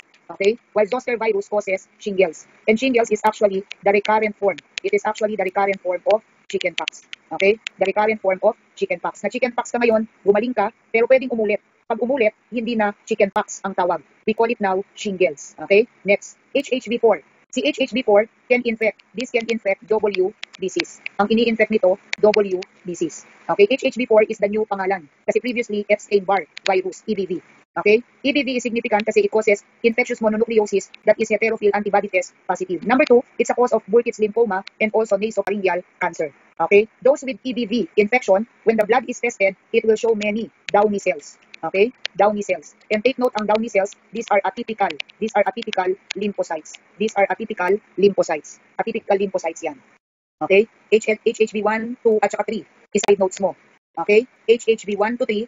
Okay? Kung si EBV, ang ini-infect niya WBC, HHV1, 2, at saka 3, they all infect mucosal cells. They all infect mucosal cells. Okay? Ang ini-infect nila, mucosal cells. Okay? Next, cytomegalovirus. Cytomegalovirus is part of this. Kasali siya dyan. Okay? Okay, kaya dahil kasali dyan, it can cause fetal defects. Nagpo-cause ng fetal defects. Okay? Cytomegalovirus gaya ni EBV can also infect W disease. Ini-infect din niya WBC. Among immunocompetent, pwedeng mag-cause ng infectious mononucleosis-like syndrome that is heterophile negative. It can be an important organism sa mga pasyenteng may AIDS kasi pwedeng mag-cause ng retinitis. Number 3, it can cause cytomegalic inclusion disease. At binanggit ko kanina, pakidagdag, pwedeng mag-cause ng viral mental retardation. Viral mental retardation. Okay? Next, HHV6 at saka 7. Itong binibilugan ko ay 7. Pero kahit 7 yan, HHV6 and 7, they both cause 6 disease. Pareho silang nagpo-cause ng 6 disease. We call it also rosola. Other term is exanthem subtitum. Okay? So the last under DNA ay si HHV8. It causes what we call Kaposi sarcoma, which is AIDS-related. Okay? Additional information, yung HPV papilloma, hindi yan tutubo sa cell culture. For HSV culture, we use aspirate from vesicles. Okay? Ang CMV, nagkukos ng fetal defects, di ba? Kasi kasali siya sa torches. The reason why, yung mga bata na pinapanganak, they have to be tested for the presence of what? PP65. Screening ng PP65. Okay? Next, CMV, kinukulture lang ito using embryonic. Okay? Ang ginagamit for CMV, tandaan mo yung mga diploid. Okay? Anong example nito? Human diploid fibroblast. Human embryonic fibroblast. Okay? Okay. Si CMV is said to infect WBC. Tingnan mo yung drawing ko, class. Kunyari, ito yung WBC. Ito yung nucleus. Okay? Intracellular ang mga viruses, they infect cells. So pag ang nasa loob ng cell, ang nasa loob ng WBC ay cytomegalovirus, okay, yung nucleus ng infected cell magmumukhang napakalaki, giving it an owl-eye appearance. Okay? The one that may show yung tinatawag na owl-eye appearance is actually cytomegalovirus. Cytomegalovirus. Okay? Okay, next. I am done with the DNA. Mas marami ang RNA. Okay? Isa-isayin natin. Okay, classified as RNA are the following. So the first category are the arthropod-borne. Now take note, there are arthropod-borne viruses. Ibig sabihin, there are viruses that needs vector for transmission. Okay, considered arthropod-borne are the toga viruses. Tandaan mo, toga viruses, they are arthropod-borne except rubella. Okay, they are arthropod-borne except rubella. Okay, number 1, under toga viridae, alpha viruses. Alpha viruses, they cause encephalitis. Number 2, chikungunya. Chikungunya is a toga virus that is transmitted by the same vector as dengue, Aedes aegypti. Okay, number 3, under toga viridae is rubella virus. And take note, ang rubella, gaya ng binanggit, it is not arthropod-borne. Not arthropod-borne. Okay, rubella virus causes German measles. We call it also 3-day measles. Pero hindi porke sinabing 3-day measles ay talagang 3 days lang. Okay, nagets? Dalawa kasi yung nagpo-cause ng measles, rubella at saka rubiola. Okay, what happens in German measles? In German measles, patient develops low-grade fever. Low-grade fever. Okay, there would be few rashes. Okay, few rashes at saka shorter course. Okay, mas mabilis gumaling. Okay? So, aside from dito sa tatlo na nilagyan ko ng bracket, if you have German measles, you may or may not develop yung tinatawag na Forsheimer spots. Pwedeng meron, pwedeng wala. And Forsheimer spots, they develop sa soft palate. Nade-develop yan sa soft palate. Okay? Okay, next. Flaviviridae. Flaviviruses are arthropod-borne except Hepa C at saka si Hepa G. Okay? So, under Flaviviridae, you have yellow fever virus, St. Louis encephalitis, West Nile virus, Japanese encephalitis virus, Zika virus. I-highlight mo. Si Zika virus, it is associated kay Guillain-Barré syndrome. Number 6, the most important member ng Flavi ay si dengue virus. Dengue virus causes dengue hemorrhagic fever. Nagpo-cause ng dengue hemorrhagic fever, which is considered as the number 1. Okay, number 1 mosquito-borne disease worldwide. Most Okay, number 1 mosquito-borne disease worldwide. Okay, so anong vector nito? Alam nga naman magkamali ka pa. Ang vector ng dengue virus ay Aedes. Okay, anong unique kay dengue virus? Dengue virus is said to have T protein. And in the laboratory, we perform yung tinatawag na NS1 antigen test. Okay, itong dalawa ay not arthropod-borne. Not arthropod-borne. Si Hepa C at saka si G. They are transmitted parenteral. What is the mode of transmission? Parenteral. Blood-to-blood transmission.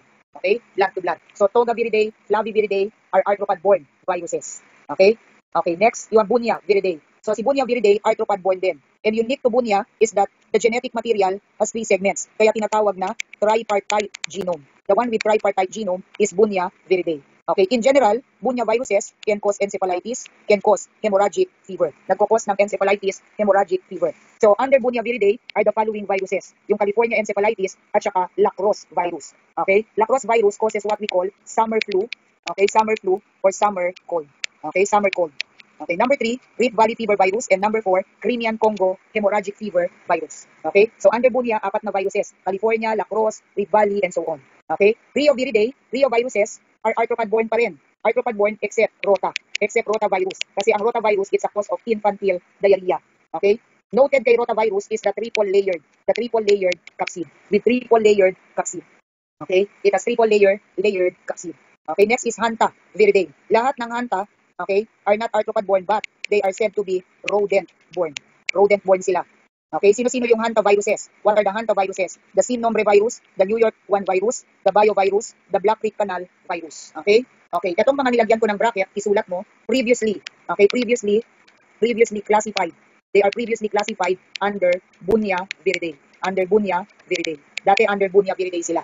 Okay? Nahiwalay na ngayon, nilagay in another family which is Hantaviridae. Next. The viruses spread via fecal oral. Ibig sabihin, involved saan? Diarrheal disease. Okay? Kalisi, Hepe, and Astro. Astroviridae, the specific virus is Astrovirus. Astrovirus is a cause of gastroenteritis. Nagkukos ng gastroenteritis. And kaya siya tinawag na Astro kasi with star-like virion. Star-like virion or star-shaped virion. Okay? The virus particle, yung mismong virus, pag sinilit mo under the microscope, under electron microscope, it appears star-like. Star-like yung virion. Okay? Hepaviridae, under this is Hepa E virus. Hepatitis E. Okay? Hepa E virus, it has no carrier state. No carrier state. Okay? It has no carrier state. It is acquired through via fecal oral route. Okay? It is not parenteral. Okay? It is not parenteral and previously classified. This is previously classified under Calliciviridae. Dati siyang Callici virus. Okay? Callici virus siya dati. Okay, next, Calliciviridae. So under Calliciviridae, number 1, Norwalk virus. We call it also norovirus. We call it also norovirus. Okay, the reason why it's called Norwalk virus because this virus was documented as a cause of outbreak. Documented as a cause of outbreak in Ohio. Norwalk, Ohio. Kaya siya tinawag na Norwalk virus. Okay, it's also a cause of gastroenteritis. Nagkukos ng gastroenteritis, we call it also stomach flu. Okay, we call it also stomach flu or winter vomiting disease. Another virus under Callici is Sapo. Again, this is a cause of diarrheal disease. Basta tandaan mo class, Callici, Hepe, saka Astro, these are viruses involved sa diarrheal disease kasi they are spread fecal oral. Okay? Now, what are the viruses classified as BSL-4 pathogens? Ibig sabihin, they cause life-threatening. Nagkukos ng life-threatening infection. Okay? Life-threatening infections can cause high mortality rate. Nagkukos ng high death rate. So number 1, you have the Arinaviridae, arenaviruses. Arenaviruses are classified under BSL-4. Okay, the arenaviruses may be acquired through inhalation. And the reason why it's called Arinaviridae, mukhang arena, mukhang flower. Kasi with sun-like virion. Sun-like virion. Okay, the LCM virus, the Lassa fever virus, okay, the Junin virus, Machuco, Takaray virus, Guanarito, lahat ng binilugan ko are viruses under Arinaviridae. Okay, letter B, the filoviruses. Okay, under Philo, you have Marburg virus at saka Ebola. They cause hemorrhagic fever. Scary ang mga yan kasi nagkukos ng high death rate. Tilugan mo si Marburg kasi si Marburg, under the microscope, may appear like shepherd's crook. It may appear like shepherd's crook. Okay? May appear like shepherd's crook. Okay? Sa protozoa class, punta muna tayo sa parasitology. Sa protozoa, meron ding shepherd's crook. That is Chilomastix mesnili. The one that assumes shepherd's crook in paraprotozoa mesnili. Okay? Pero, meron ding nematode, roundworm, Mansonella, Strepto, Cerca. Okay? Sa bakte, meron din. Sa bakte, the one that assumes shepherd's crook sa bakte, si Mycobacterium kansasi. Okay, itong tatlo na to, they all assume shepherd's crook appearance. They all assume shepherd's crook appearance. Okay? They assume shepherd's crook appearance. Okay, next, Rhabdoviridae. So the most important virus under this ay malamang si rabies virus. Unique to rabies virus is the bullet-shaped capsid. Bullet-shaped capsid. Okay? There is no vaccine. Tandaan mo, there is no vaccine to prevent rabies. However, there is a vaccine given following exposure. In other words, ang vaccine ay post-exposure. Okay? The vaccine is post-exposure, not pre-exposure. There is a way, okay? Kumbaga walang paraan para ma-prevent. Okay? Kasi ang meron lang, ibinibigay pag nakagat ka na. Okay? And one way to detect rabies virus, one way to detect, we look for Negri bodies in brain tissues. Okay? Ano yung Negri bodies? These are actually viral inclusions. Viral inclusions. Okay, next, other virus family. Okay, other virus family, you have Retroviridae. The retroviruses, in general, unique to retroviruses is the enzyme reverse transcriptase. Okay, they do have reverse transcriptase. Okay, and what is the function of reverse transcriptase? Reverse transcriptase is an enzyme that allows the virus to replicate first into DNA, then RNA, rather than RNA to RNA.